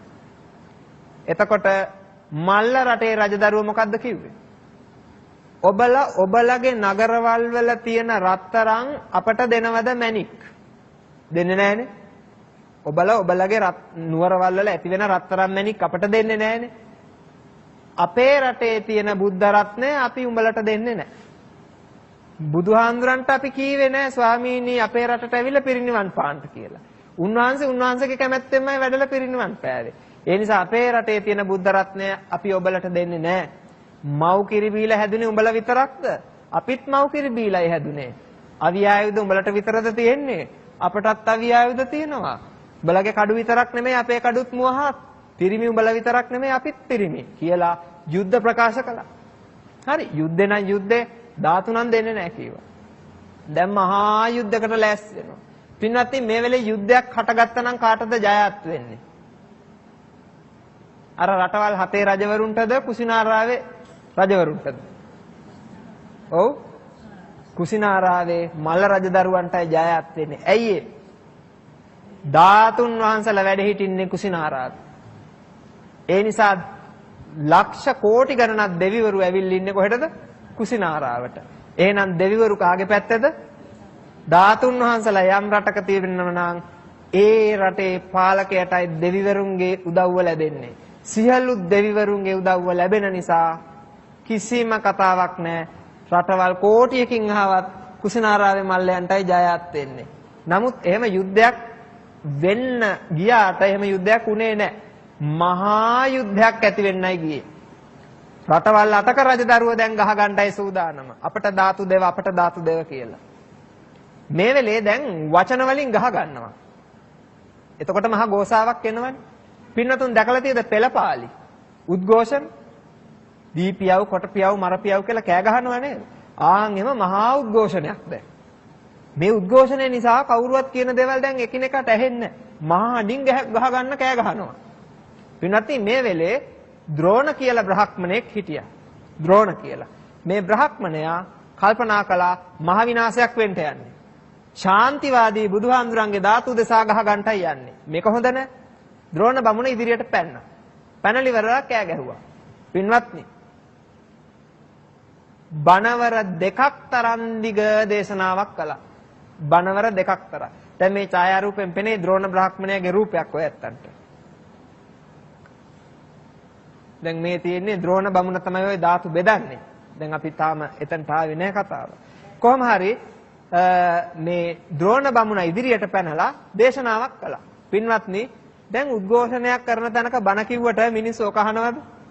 අහනවද නැද්ද? සමහරකට උද්ඝෝෂණය කරන මිනිස්සු අර බණ කියන මනුස්සයත් පාගගෙන යයි. ද්‍රෝණ බමුණ කියපු ඒ බණ කාටවත් ඇහුනේ නැහැ. පැය ගාණක් දිග දේශනාවක් කළා. බණවරක් තරම් දිග. දැන් පිරිත් පොතේ 4 බණවර තියෙනවනේ. ආන් බණවරක් තරම් දිග දේශනාවක් කළා. දේශනාව කාටවත් ඇහුන්නේ නැහැ. ඊළඟ බණවරෙත් අන්තිම හරිය යනකොට එක රජ කෙනෙක්ට ඇහුණා කෑ ගහනවා කවුද එක්කෙනෙක්. මේ කෑ ගහන්න එපා කෑ ගහන්න එපා. අර අපේ ගුරුවරයාගේ කටහඬ නේද? කවුද මේ ගුරුවරයා? ද්‍රෝණ බමුණා. මේ ද්‍රෝණ බමුණ හැම රජ කෙනෙක්ටම උගන්වලා තියෙනවා. දැනුත් විශ්වවිද්‍යාලවල ඉන්නවනේ. પરම්පරා ගණනකට ඉගන්නපු මහාචාර්යවරු ආචාර්යවරු. ආන් එහෙම ආචාර්ය කෙනෙක් මේ. නේද? දැන් ඔය ඇත්තන්ගේ ගුරුවරු සමහරක් වෙලට තවම ඉන්න පුළුවන්. ආන් ඒ වගේ මේ ද්‍රෝණ කියන වයස්ගත බ්‍රාහ්මණයා. අර අපේ ආචාර්යින්ගේ හඬ නේද? ඔව් අපේ ආචාර්යින්ගේ හඬ. නිහඬ වැල්ලා හැමෝම නිහඬ වුණා. මේ වෙනකොට ද්‍රෝණ බමුණ කොහෙද උඩ තැනකට නැගලා මේ කෑ ගහලා තියෙන්නේ. ඇයි පල්ලේ ඉඳන් කෑ ගැහුවට ඇහෙන්නේ නැහැ. උඩ තට්ටුවකට නැගලා උස් බිමකට නැගලා කෑ ගැහුවේ. හානේ අපේ ආචාර්යිනි මොන වෙලේද ආවේ? මොන වෙලේද ආවේ තමයි. මොකද්ද මේ කරන්නේ? ශාන්තිවාදී බුදුහාමුදුරන්ගේ ධාතුන්ට මෙහෙම අරගල කරන එක හොඳද? එහෙම කරන්න එපා. බුදුහාමුදුරෝ ශාන්ති ඉවසීමේ කරුණාවේ මෛත්‍රී ආනිසංස දේශනා කළේ. ඒ උත්තමයේ මේ ශරීර කොටස් වලට මෙහෙම ගහගන්න එක හොඳ නැහැ. පින්වත්නි අපි සමසේ එක් සත්ව එක් සිත්ව ධාතු බෙදා ගනිමු කීවා. ඒ අවස්ථාවේ මොකද කළේ රජදරුවෝ? එහෙනම් බමුණුතුමනි ඔබම ධාතු බෙදන්න කීවා. බොහොම හොඳ කෙනෙක්ට දැන් ධාතු බෙදන්න දුන්නේ. ද්‍රෝණ බමුණට ධාතු බෙදන්න දුන්නා. ධාතු බෙදන්න කලින් ද්‍රෝණ බමුණ මොකද්ද කළේ? රජවරුන්ගේත් අවසර අරගෙන ඒ රන් දෙන ළඟට ගියා. ගිහලා රන් දෙන විවෘත කළා. දැන් ඔය ඇත්ත දැකලා තියද? ගෙදරට මරණය ගෙනාපුවාම සැමියගේ හරි බිරිඳගේ හරි පුතාගේ හරි දුවගේ හරි කාගේ හරි පෙට්ටි අරිනකොට ළඟට ගිහිල්ලා විලාප තියනව නේද? ආන් එහෙම දෙයක් මෙතන වුණා. රන් දෙන අරිනකොටම රජවරු දිව්ව ළඟට ගිහිල්ලා එබිලා බැලුවා මොනවද තියෙන්නේ කියලා ආසාවෙන්. බැලින්නම් පින්වත්නි මොනවද ශේෂ වෙලා තිබුණේ? සමම්පිච්ච මල් වගේ අස්ති ධාතුන් වහන්සේලා සමූහයක් කටාරම ඇතුලේ රන් දෙන ඇතුලේ ඉතිරි වෙලා තිබුණා. රජවරු හිස් බදාගෙන අඬන්න පටන් ගත්තා. ස්වාමීනි දෙතිස් මහා පුරුෂ ලක්ෂණ වලින් සමන්විත ඔබ වහන්සේගේ උතුම් බුදුරුවයි අපි කලින් දැක්කේ. අනේ දෙයියනේ දැන් මොනවද ඉතිරි වෙලා තියෙන්නේ මේ සමන් කැකුළු වගේ ධාතුන් වහන්සේලා නේද? ස්වාමීනි මේ ඔබ වහන්සේට සුදුසු නෑ කියලා දොහොත් මුදුන් තබාගෙන අඬන්න පටන් ගත්තා. අඬනකොට පින්වත්නි මිනිස්සුන්ගේ සිහිය විකල් වෙනවනේ.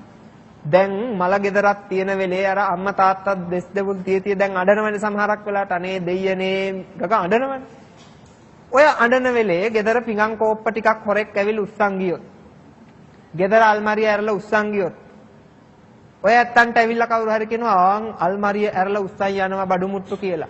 ඔය ඇත්ත මොකද කියන්නේ? අනේ ගෙදරම උස්සන් ගියත් කමක් නැහැ මට මගේ දරුවා නැති වුණා දෙයියනේ ගාලා අඬනවා. ඒව වගක් නැහැ. ඒ වගේ මල්ල රජ දරුවන්ට දැන් මෙතන වෙන දේවල් ගැන හැඟීමක් නැහැ. අඬන එකයි තියෙන්නේ. අඬනවා වැළපෙනවා. ද්‍රෝණ බමුණා වයසකුණාට හොඳට මේක දැක්කා. දැකලා ද්‍රෝණ බමුණගේ ඇහැ ගියා දීප්තියෙන් බබල ඕසදී තාරකාව වගේ බබලන දලදා වහන්සේලා තුන්නමට. ද්‍රෝණ බමුණ මොකද කළේ? රජවරු අඬන අතරේ හිමීට දකුණු දලදා වහන්සේ අරගෙන ජටාව ඇස්සේ ගහගත්තා. බොහොම හොඳ බ්‍රාහ්මණයා. ඊට පස්සේ මොකද කළේ? තවත් දැක්ක දලදා දෙනමක් තියෙනවා. අනෙක් දකුණු දලදා වරන් බිමට දැම්මා. බිමට දාලා කකුලෙන් පාගගත්තා. ඇයි මේ කකුලෙන් පාගගත්තේ? අගෞරවයටද? නෑ. වඳින වැඳිල්ල පස්සේ කරමු මුලින් මේක ගන්න එපා. කොහොම හරි බිම දාලා දළදා වහන්සේ පාගගත්තා. දකි කියලා. ඊට පස්සේ තව දළදාවක් ඉතිරි වෙලා තියෙනවා. මේ දළදා හාමුදුරු අරගෙන මොකද කළේ? හිමීට අරගෙන රෙදි ඇස්සේ හංගගත්තා. ටක් ගාලා. රජදරුවන්ට දැන් මේවා වගක් නැහැ. එයාට මේව පේන්නේ නැහැ. අඬනවා ඒ අය. ඊට පස්සේ රජදරුව මොකද කළේ? පැත්තකට වුණා ද්‍රෝණ බ්‍රාහ්මණයා සමසේ සියලු ධාතුන් වහන්සේලා කොටස් 8කට බෙදුවා. දැන් මේ ඡායාරූපෙන් පේන්නේ ඒ කොටස් 8කට ධාතුන් වහන්සේලා බෙදෙනවා. සමීප රූපයක් ගත්තොත් පෙනේ. රටවල් 8ේම රජදරුවෝ රැස් වෙලා ඉන්නවා. ද්‍රෝණ බ්‍රාහ්මණයා හරියටම කරඬු 8කට ධාතුන් වහන්සේලා බෙදෙනවා. එක රජ කෙනෙක්ට ද්‍රෝණ එක බැගින් ධාතු ලැබෙනවා. ද්‍රෝණ කියන්නේ මිම්මක්. මගධ නැලියෙන් නැලි දෙකයි, ද්‍රෝණ විදියට එකයි. රජවරුන්ට ඒ වගේ විශාල ධාතු කොටසක් ලැබෙනවා. පින්වත්නි, රජදරුවන්ට මෙහෙම ධාතු බෙදනකොට සක්‍ර දිව්‍ය රාජයාත් මෙතනට ඇවිල්ලා හිටියා. සක්‍ර දෙවියෝ බලනවා කොහෙද බුදුහාමුදුරන්ගේ දළදාව? කො පේන්නේ නැහනේ. කොහෙද දළදාව කියලා බලනකොට දැක්කා ද්‍රෝණ බමුණගේ ජටාව අස්සේ. සක්‍ර දෙවියෝ බැලුවා මේ බමුණට මේ ධාතුන් වහන්සේට වඳින්න පුදන්න සත්කාර කරන්න පුළුවන්. බෑ. බමුණ වයසයි. මරුණොත් ධාතුන් වහන්සේට අනතුරක් සිද්ධ වෙයි.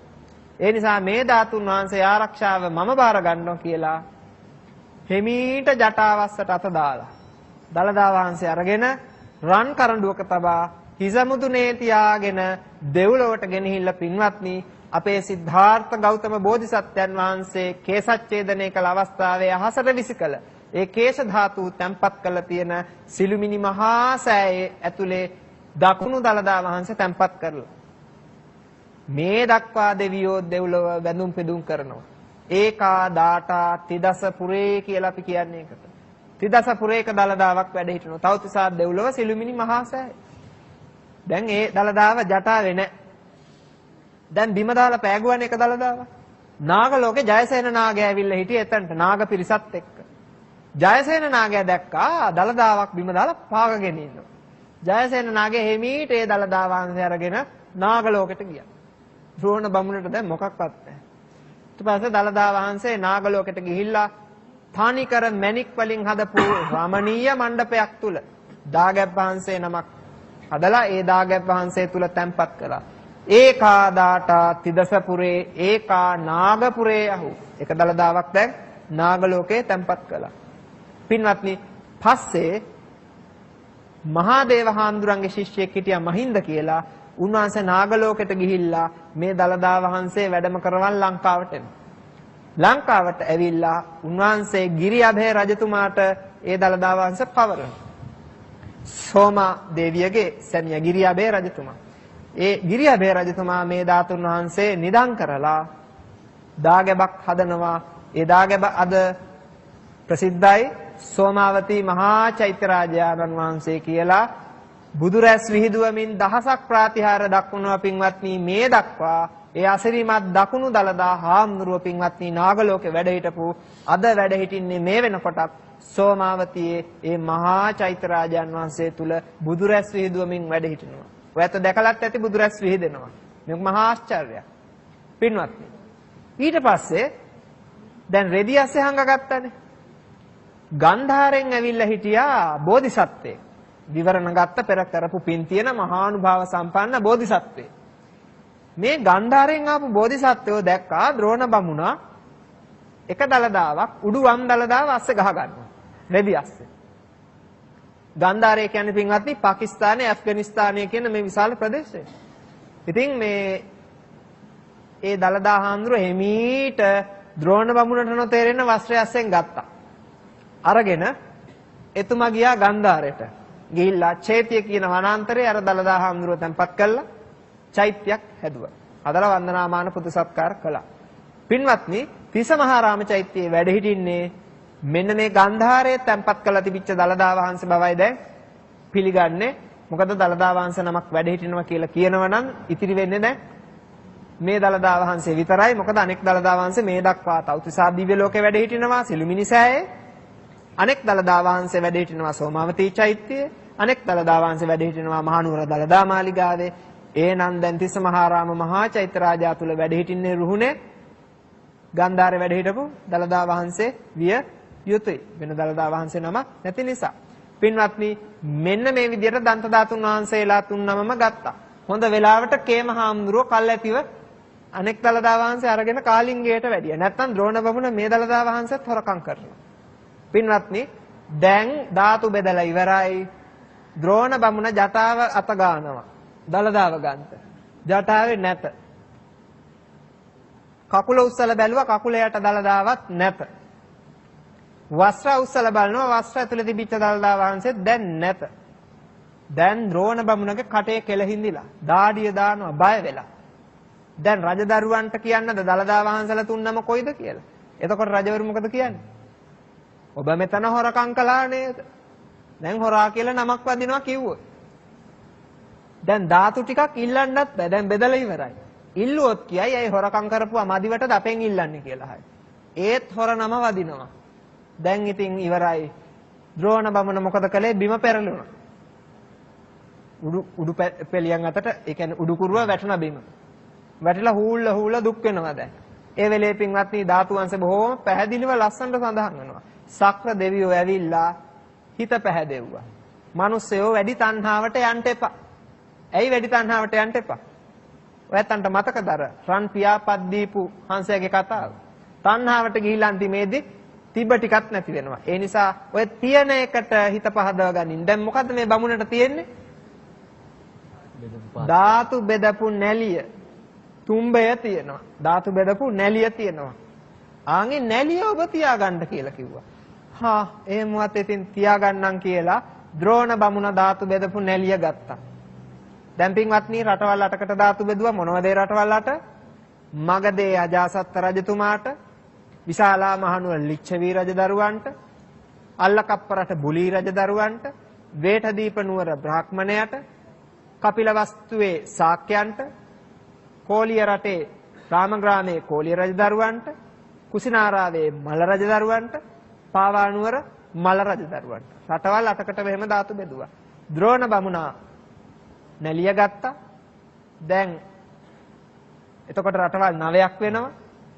ඊට පස්සේ කට්ටියක් ආයි ආවා. මෞර්ය රජදරුවෝ, මෝර්ය රජදරුවෝ ඒත් යුද්ධ ප්‍රකාශ කළා අපටත් ධාතු දෙන්න කියලා. කුසිනාරාවේ මල්ලියෝ කිව්වා ඉල්ලුවට නම් වැඩක් වෙන්නේ නැහැ. දැන් ධාතු නැහැ. අන්න ආදාහනය කළ තැන තියෙනවා. කැමති නම් අඟුරු ටිකක් ගත්තට එතනින් කමක් නැහැ කිව්වා. අනේ එහෙනම් අපිට ඒ අඟුරු ටිකත් වටිනවා කියලා බුදුන් ආදාහනය කරපු තැනින් කරඬුවට අඟුරු අරගෙන ගිහිල්ලා පින්වත්නි මෞර්ය රජදරුවෝ තමන්ගේ රාජධානියේ දාගැබක් කළා. නැලිය නිදන් කළා හදපු ද්‍රෝණ බමුණගේ ඒ ධාතුන් ද්‍රෝණ බමුණා නැලිය නිදන් කළා හදපු ඒ දාගැබට තුම්බතූපය කියලා කියනවා. අඟුරු නිදන් කළා හදපු දාගැබට අංගාර චේතිය කියලා කියනවා. පින්වත්නි අපට දැන් රූප රාමු ටිකක් බලා ගන්න පුළුවන්. ඒ මෙතෙක් කියපු ඒ කතා වලට අදාළ. හොඳයි අපි සූදානම් වෙන්නේ රූප රාමුණ ආරම්භන්න බොහොම කෙටි කාලයක් අපිට ඉතිරිලා තිබෙන්නේ. දැන් මේ දිනවල අපි වන්දනාමාන කරන ශ්‍රී සර්වඥ ධාතුන් වහන්සේලාගේ කපිලවස්තු ධාතුන් වහන්සේලා ඒ අනුව එහි කතා ගොඩාක් තිබෙනවා කියන්නේ. නමුත් ඒ බුදු පියාණන් වහන්සේගේ ඥාතීන්ට ශාක්‍යයන් හට ලැබුණු කිඹුල්වත් නුවර ඉඳලා ගිය ශාක්‍යයන්ට ලැබුණු ධාතුන් වහන්සේලා තමයි නිග්‍රෝධාරාමයේ ඉදි කරපු චෛත්‍යක තැන්පත් කරපු. ඒ පිළිබඳව කතා ප්‍රවෘත්ති අපි පසුවට තවන යථා කාලෙදි කතා කරන්න. නමුත් මේ රූප රාමු ටික නරඹන්නට සූදානම් වෙනවා දැන්. දැන් බුදුරජාණන් වහන්සේ මල්ල රජදරුවන්ගේ උපවත්තන සල්වනේදී පිරිනිවන් පෑවා. ගියපු ඇත්ත දැකලත් ඇති. දැන් මේ තියෙන්නේ උපවත්තන සල්වනේ ඡායාරූපය.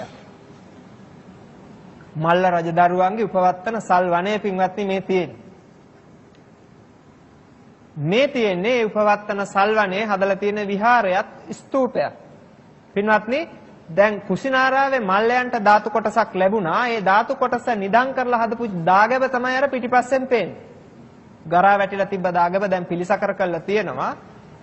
ඒ දාගැබට ඉස්සරහින් විහාරයක් හදලා තියෙනවා. හුඟක් අය හිතන්නේ විහාරේ ඇතුලේ හදලා අර පිළිමයක් තියෙනවා. ඒ පිළිමේ තිබ්බ තැන තමයි බුදුහාමුදුරුවෝ පිරිනිවන් පෑවේ කියලා. ඒක වැරදි.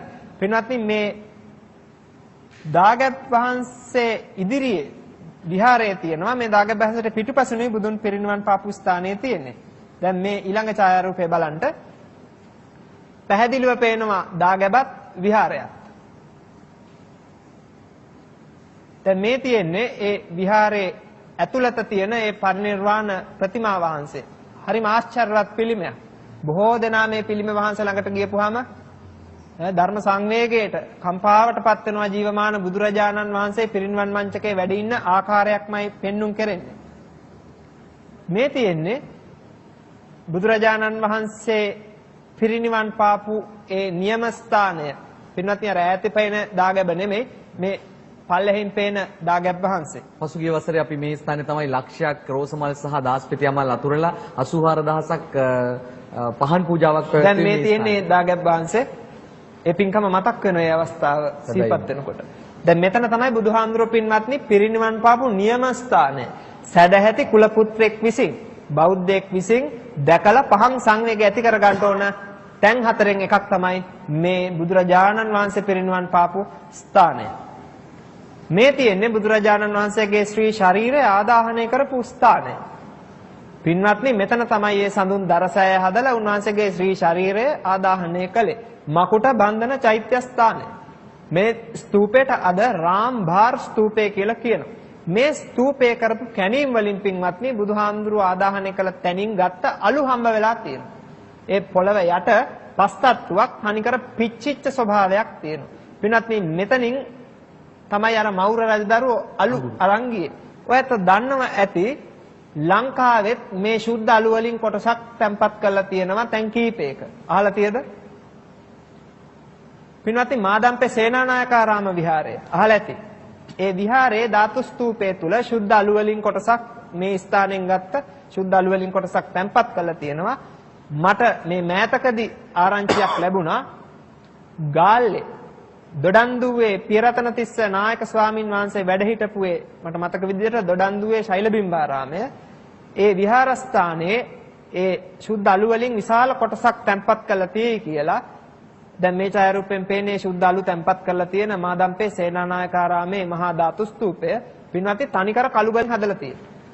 විශාල ධාතු ප්‍රමාණයක් තියෙනවා කේශ ධාතුන් වහන්සේලාත් නිදන් කරලා. ඉතින් අර දොඩන්දුවේ ශෛලබිම්බාරාමය විහාරස්ථානයේ තැම්පත් කරලා තියෙනවලු ඒ ශුද්ධ අලු වලින් කොටසක්. මට තාම සියසින් දකින්න බැරි වුණා. ළඟදී දැක බලා ගන්නට අවස්ථාවක් අපට ලැබෙයි. කොහොම හරි මේ ආදාහනය කරපු ස්ථානය. මේ තියෙන්නේ ආදාහනය කළපු ස්ථානයේ හදලා තියෙන ස්තූප 8 ධාතු බෙදපු තැන මතක් වෙන්න. හොඳට ගැල්ලා බලන්න ස්තූප 8ක් තියෙනවා පොඩි. හැබැයි ධාතු බෙදපු නියම තැන උතන නෙමෙයි. මේ තියෙන්නේ ධාතු බෙදපු නියම ස්ථානය. ඒ ස්ථානයේ මේ බෝගහක් තියෙනවා හරීම පරණ. ඔය දාගැබක් උඩයි ශශික මහත්තයා ඔය මේ බෝධීන් වහන්සේ හැදිලා තියෙන්නේ. කැණීම් මොකුත් කරලා නැහැ. ගඩොල් හරියට විසිරලා තියෙනවා. වෙල්යායක් මැද තියෙන්නේ. මේ තියෙන්නේ ඒ වෙල්යාය මැද ඒ බෝධීන් වහන්සේ ඈතට පේන හැටි. හුඟක් අය ওই ස්ථානය පහු කරගෙන යනවා. ඔය තැනට ගිහිල්ලා වඳින්නේ නැහැ. මොකද හුඟක් අය දන්නේ නැහැ. ඒ කුසිනාරාවේ හුඟක් පරණ මිනිස්සු බුදුහාමුදුරන්ගේ ධාතු බෙදපු තැන කියලා අදත් ගරු සත්කාර දක්වනවා මේ තැනට. හරි. ඊට පස්සේ දැන් අපි පොඩ්ඩක් ආයි හැරෙමු ධාතු බෙදීම සම්බන්ධයෙන්. මොකද වැදගත් තව කාරණාවක් තියෙනවා. දැන් රටවල් අතර ධාතු බෙදලා ඉවරුනහින් පස්සේ තව සිද්ධියක් සිද්ධ වෙනවා. වැඩි කල් යන්නේ නැහැ. මහා කාශ්‍යප මහ රහතන් වහන්සේ අජාසත් රජතුමා ළඟට එනවා. ඇවිල්ලා අජාසත් රජතුමාට කියනවා රජතුමනි දීපු ධාතුන් වහන්සේලා ආයිත් ගෙන්න ගන්නට වෙනවා. මොකද්ද ස්වාමීනි මේ කතාව? ධාතු බෙදාගත්තෙත් යුද්ධ කරන්න ගිහිල්ලා. දැන් දීපු ධාතුන් වහන්සේලා ගන්නට ගියපුවාම මොකෙන් මොකක් වෙයිද දන්නේ. ඇයි ස්වාමීනි? ඇයි මේ ධාතු ගෙන්න ගන්නේ? රජතුමනි අනාගතයේ ධාතුන්ට විපත්ති වෙන්න පුළුවන්. රටවල් 8ක දැන් තියෙනවා චෛත්‍ය 8ක් බැඳලා. කුම්භ තූපයයි අංගාර තූපයත් එක්ක චෛත්‍ය 10ක් දැන් ලෝකේ හදලා තියෙනවා. නැලිය නිදන් කරපු දාගබටත් අඟුරු නිදන් කරපු දාගබටත් ගැටලුවක් නැහැ. නමුත් සර්වක්ක ධාතු නිදන් කරපු දාගබ අටට අනාගතයේ මිසදිටු අතින් හානි වෙන්න පුළුවන්. ඒ නිසා ධර්මාසෝක අධිරාජය පහළ වෙනකන් ධාතුන් වහන්සේලා හංගල අපි රහසේ තියන්න ඕන එක තැනක. මේක දැනගන්න ඕන ඔබත් මම. ඒ නිසා මේක රහස කරන්න ඕන වැඩ. ස්වාමීනි ධාතු දෙනව නම් චෛත්‍ය බඳින්න. හොඳයි. මම ධාතු ලබා දෙන්නම්. ඒක මට බාර වැඩක්. ඔබතුමා චෛත්‍ය බඳින්න. ඊට පස්සේ අජාසත් රජතුමා රජගහ නුවර එක රහසිගත තැනක පොළව හාරනවා මිනිසුන්ට කියලා. හාරවලා පොළව යට පින්වත්නි තූපාරාම චෛත්‍ය වගේ දාගැබ් වහන්සේ නම හදනවා. පොළව යට. පොළවයට හාරලා දාගැබක් හදනවා. හදලා මහා කාශ්‍යප හාමුදුරුවොත් එක්ක ගිහිල්ලා අර රටවල් 7ෙම ධාතුන් වහන්සේලා ගෙන්න ගන්නවා. හැබැයි පින්වත්නි මෙතන පොඩි කාරණාවක් තියෙනවා. රටවල් 7කින් ඇයි ගෙන්න ගන්නේ? එක රටකින් ගෙන්න ගන්නෑ. මොකක්ද ඒ රට? රාම ග්‍රාමයට දීපු ධාතු කොටස ගන්නෙ නැහැ. මහා කාශ්‍යප හාමුදුරුවෝ කියනවා ඒ ධාතු කොටස අත තියන්න බෑ. ඇයි? බුදුහාමුදුරුවෝ අදිෂ්ඨාන කළා තියෙනවා. මොකද්ද? රාම ග්‍රාමයට දීපු ධාතු නාග ලෝකයට යනවා. නාග ලෝකේ තියෙන ඒ ධාතු ද්‍රෝණය අනාගතයේ දුටු ගැමුණු මහරජතුමා විසින් කරවන ලක්දිවට ආභරණයක් වූ ස්වර්ණමාලී මහා චෛත්‍ය තුල රුවන්වැලි මහා සෑය තුල පිහිටන්නේ ඒ ධාතු ද්‍රෝණය බුදුරජාණන් වහන්සේගේ මෑණියන් වහන්සේගේ නෑය වඳින ඒ ධාතු ද්‍රෝණය. ඒ නිසා ඒ ධාතුන්ට අත තියන්න එපා. ඒක ලංකාවේ පිහිටන්නේ. ඒ නිසා ඒ ධාතුන් වහන්සේලා ගන්නේ නැතුව ඉතිරි රටවල් 7ේම ධාතු ගෙන්නගෙන. හැබැයි වඳින්න ටික ටික ඉතිරි කරනවා. ඔන්න කපිලවස්තු කැණීමෙන් හම්බ වෙන්නේ අන්න එහෙම ඉතිරි වෙච්ච ඒ ධාතුන් වහන්සේලා ස්වල්පය.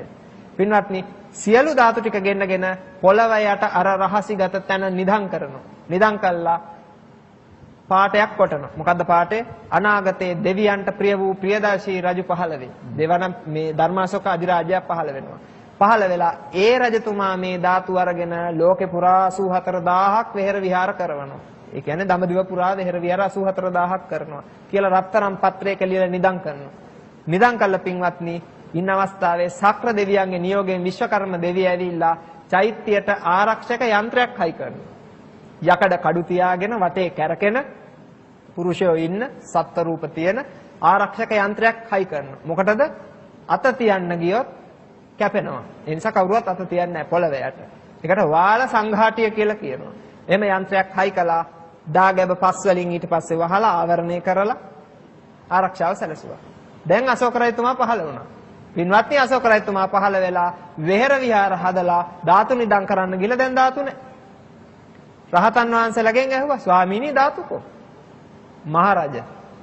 ඒක තමයි කාරණාව. දැන් කවුරුවත් දන්නේ නැහැ. මොකද ධාතු නිදන් කරපු තැන.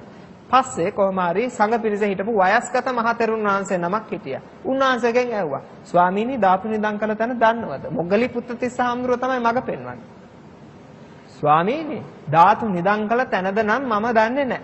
හැබැයි අපේ ලොකු හාමුදුරුවෝ අපි පොඩි කාලේ ඒ කැලේට එක්කන් ගිහිල්ලා මල් තියලා බිමට වන්දවනවා. බිමට වදින්න කියනවා මල් පූජා කරලා. අන්න එතන ගිහින් හාරලා බලන්න කිව්වා. ඊට පස්සේ අර කිව්ව විදිහටම අර ගිහිල්ලා ඒ තැන හැරුවා. පින්වත්නි ආශ්චර්යයි නේද? අර දාගැබ් වහන්සේ පොළවයට තියෙනවා. මේ ඡායාරූපෙන් පේන පින්වත්නි යන්නේ පොළවයට ඒ ධාතු චෛත්‍ය තිබ්බ ස්ථානය.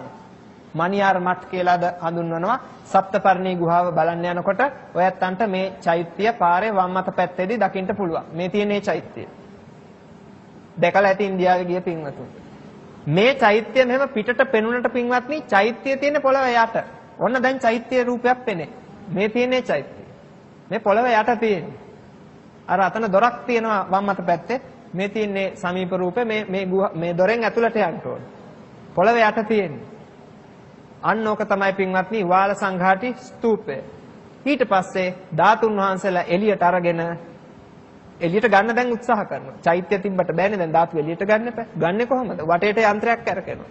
ශක්‍ර දෙවියෝ කියනවා විශ්වකර්ම ඔබනේ යන්ත්‍රය හැදුවේ ඔබම ගිහින් නවත්තන්න කිව්වා. ඊට පස්සේ විශ්වකර්ම දෙවියෝ ඇවිල්ලා ඊතලයක් විදලා අර ඇණයක් සම්බන්ධ කළපු තැනට ඊතලේ විදලා යන්ත්‍රය නවත්තනවා. අශෝක අධිරාජයා බොහෝ සතුටටපත් වෙනවා. අනේ මහා කාශ්‍යප හාමුදුරුවෝත් මාව දැකලා. ඇයි ලිපියකුත් ලියලා තියෙනවනේ. සාදු සාදු කියලා සතුටටපත් වෙලා සියලු ධාතු ගන්නවා. අරගෙන පින්වත්නි ඇෆ්ගනිස්තානය, පාකිස්තානය, කාශ්මීරය, ඉන්දියාව, බංග්ලාදේශය, නේපාලය, දකුණු ඉන්දියාව කියන මේ විශාල භූමි ප්‍රදේශය තුල දාගැබ් වහන්සේලා 84000ක් හදනවා. ධාතුන් වහන්සේලා බුදුහාමුදුරුවෝ දන්වැළඳු පාත්‍රය පිරෙන්න රජතුමා ළඟ තිබුණා.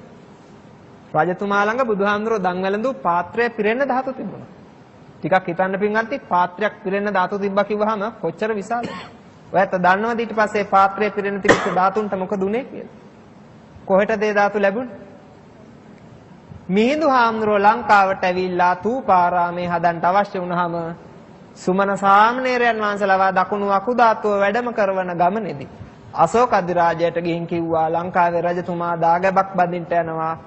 බුදු සසුනේ පැහැදිලා ඉන්නේ අපට ධාතු දෙන්න කියලා. අශෝක අධිරාජය ඊට පස්සේ බුදුහාමුදුරන්ගේ ධාතුන් වහන්සේලා පාත්‍රයක් පිරෙන්න තිබිච්ච ධාතු පාත්‍රය සුමන සාමණේරයන්ට දෙනවා. සුමන සාමණේරෝ ලංකාවට වැඩම කරන මේ ධාතු පාත්‍රය ගෙනල්ලා දේවානම්පියතිස්ස රජතුමාට දෙනවා. දේවානම්පියතිස්ස රජතුමා පාත්‍ර ධාතුව රජමාලිගාවේ තියාගෙන උදේහවහ වන්දනා කළා. ඉතිරි සියලු ධාතු නිදන් කරලා යොදුනෙන් යොදුන දාගැබ් බඳිනවා යෝජන තූප කියලා කියනවා. පින්වත්නි මේ ලංකාවේ රට පුරා තියෙන මේ වගේ පරණ දාගැබ් ඒවට කියන්නේ යෝජන තූප කියලා. යාපනයේ සිට දෙවුන්දර දක්වාත් කොළඹ සිට මේ පැත්තේ සංගමන කරනවා. නැගෙනහිර පැත්ත දක්වාත්. දැන් බලන්න දේවානම්පියතිස්ස රජතුමා කාලේ කරපු විහාරයක් අපේ රටේ මේ කොළඹට නුදුරින් තියෙනවා. කොහෙද? බෙල්ලන්විල. බෙල්ලන්විල විහාරය දෙතිස් පළරුහ බෝධින් වහන්සේ නමක් රෝපණය කළා දේවානම්පියතිස්ස රජතුමාගේ කාලේ හිටෙව්වේ. ඒ බෝධින් වහන්සේ. ඉතින් පින්වත්නි මොනතරම් ආශ්චර්යයක්ද? දැන් අපේ අන්තිම කොටසටයි පැමිණලා තියෙන්නේ. කාල වේලාවත් හුඟක් ඉක්ම ගිහිල්ලා. දැන් අපි අර කපිලවස්තු ධාතුන් වහන්සේ ගැන කෙටියෙන් හැඳින්වීමක් කළා අවසන් කරමු කියලා හිතනවා. ඔව්. දැන් පින්වත්නි අර චෛත්‍ය 8ක් හැදුවා කිව්වනේ. ඒ චෛත්‍ය 8ෙන් දැනට හොයාගෙන තියෙන චෛත්‍ය 4ක්. මේ තියෙන්නේ රජගහ නුවර ධාතු චෛත්‍යය. පේනවද? අජාසත් රජතුමාට දීපු ධාතු කොටස නිදන් කළා හදපු චෛත්‍යය තමයි ඔය තියෙන්නේ. ගරා වැටිලා. මේ තියෙන්නේ තේ චෛත්‍යය. දැන් ඔය ඇත්ත රජගහ නුවර ගියපුවාම යන්නේ ඔය පාරේ. ඔක පහු කරගෙන යන්නේ. මේ තියෙන්නේ විශාලා මහනුවර ලිච්ඡවි රජදරුවන්ට දීපු ධාතු නිදන් කළා හදපු දාගැබ වහලා හදපු ආවරණය. මේ තියෙන්නේ දාගැබ. මේක අර වලක් වගේ තියෙන තැනින් තමයි ධාතුන් වහන්සේලා හොයාගත්තේ. ඒ ධාතුන් වහන්සේලා තමයි මේ කරඬුව තුල වැඩ හිටින්නේ. පැට්නා කෞතුකාගාරයේ ඒ ධාතු සහිත මංජුසාව තැන්පත් කරලා තියෙනවා. මේ කුසිනාරාවේ මල්ලයන්ට දීපු ධාතු නිදන් කරපු දාගැබ් වහන්සේ. මේ කපිල වස්තුවේ ශාක්‍යයන්ට දීපු ධාතු නිදන් කරලා හදපු දාගැබ් වහන්සේ. මේ දාගැබ කැණීමෙන් පින්වත්නි මේ තියෙන දාගැබ් වහන්සේ ඇතට පේන ආකාරය. ඒ දාගැබ කැණීමෙන් මේ කරඬුව හම්බ වුණා. මේ කරඬුවේ බ්‍රාහ්මී අක්ෂර වලින් පාඨයක් ලියලා තියෙනවා. සුකීති බාතිනංස බගිනිකානංස පුත දලානං යං සලිල නිදනේ බුදස භගවතේ සකියානං කියලා. ඒ අනු ඉතා පැහැදිලිව තහවුරුණා මේ කරඬුවේ තියෙන්නේ බුදුහාමුදුරන්ගේ ධාතුන් වහන්සේලා කියලා. ඒ ධාතුන් වහන්සේලා තමයි ලංකාවට මේ වැඩම කරලා තියෙන්නේ. මේ තියෙන්නේ සෙල්ලිපි පාඨය. පැහැදිලිව මේ සෙල්ලිපියේ ලියලා තියෙනවා බුදුන්ගේ ධාතු නිදන් කළා කියලා. මේ තියෙන්නේ දිල්ලි කෞතුකාගාරයේ ධාතුන් වහන්සේලා තැන්පත් කරලා තියෙන ආකාරය. බලන්න පින්වත්නි. බොහොම ගෞරවයෙන් තැන්පත් කරලා තියෙනවා. මේ තියෙන්නේ ධාතුන් වහන්සේලා. පින්වත්නි ලෞතර බුදුරජාණන් වහන්සේගේ ශ්‍රී ශරීරයේ ශේෂ වූ මේ අස් ධාතුන් වහන්සේලා. මේ ධාතුන් වහන්සේලාගෙන් 4 නමක් තමයි ලංකාවට වැඩම කරවලා තියෙන්නේ. මේ තියෙන්නේ හොයාගත්ත කරඬු 2. ඉදිරිය අර පෙට්ටිය තැන්පත් කරලා තියෙන්නේ ධාතුන් වහන්සේලා. මේ තියෙන්නේත් ඒ කර්ණු දෙකක් ධාතුන් වහන්සේලා. මේ තියෙන්නේත් ඒ කපිලවස්තු ශාක්‍යයන්ට ලැබුණු ධාතුන්ගෙන් කොටසක්. මේ ඒ ධාතුන් වහන්සේලාමයි. මේ මංජුසාවේ තියෙන්නේත් ඒ ධාතුන් වහන්සේලාගෙන් කොටසක්. මේ ඉන්න පින්වත්නි ඔය ධාතු චෛත්‍ය හොයාගත්ත පුරාවිද්‍යාඥයා සර් ජෙනරල් ඇලෙක්සැන්ඩර් කනින්හැම්. මෙතුමා නොහිටින්න අද අපට ඉන්දියාවේ සිද්ධාස්ථාන දැක බලා ගන්න හැකියාවක් නැහැ. මෙතුමයි ඒ ධාතුන් වහන්සේලා හොයාගත්තේ. මෙතනදී විශේෂ කාරණාවක් කියන්න තියෙනවා. මේ කනින්හැම් තුමත් එක්ක හාමුදුරුවරු දෙනමක් අපේ රටේ මිත්‍ර වෙලා හිටියා. ඉංග්‍රීසි පුළුවන් මුළු ලෝකෙම දන්න බෝධිසත්ව ගුණ තියෙන හාමුදුරුවරු දෙනමක් මේ සුදු ජාතික මේ යන් සමග පුරාවිද්‍යාඥයන් එක්ක මිත්‍ර වෙලා හිටියා. මේ පුරාවිද්‍යාඥයන්ට ගැටලුවක් ආවම විසඳගන්නේ ස්වාමින් වහන්සේලාට කියලා. කවුද මේ ස්වාමින් වහන්සේලා දෙනම? බෝධිසත්ව ගුණෝපේත ත්‍රිපිටක වාගීස්වරාචාර්ය හික්කඩුවේ සුමංගල නායක ස්වාමින් වහන්සේත් ප්‍රවණ නේරුත්තිකාචාර්ය මහා විභාවී රාජගුරු වස්කඩුවේ ශ්‍රී සුභූති නායක ස්වාමින් වහන්සේත්. දැන් මේ වැඩ හිටින්නේ හික්කඩුවේ සුමංගල නායක හාමුදුරන් වහන්සේ.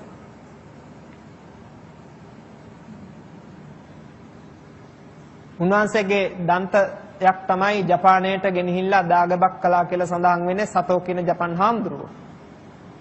දැන් මේ තියෙන්නේ සුභූති හාමුදුරන්ගේ ඡායාරූපයක්. වස්කඩුවේ සුභූති නායක ස්වාමින් වහන්සේ.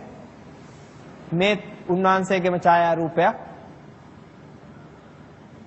මේ සුබූති හාමුදුරුවෝ තායිලන්තයේ රජකුමාරයෙක් මහාන කරගන්න අවස්ථාව.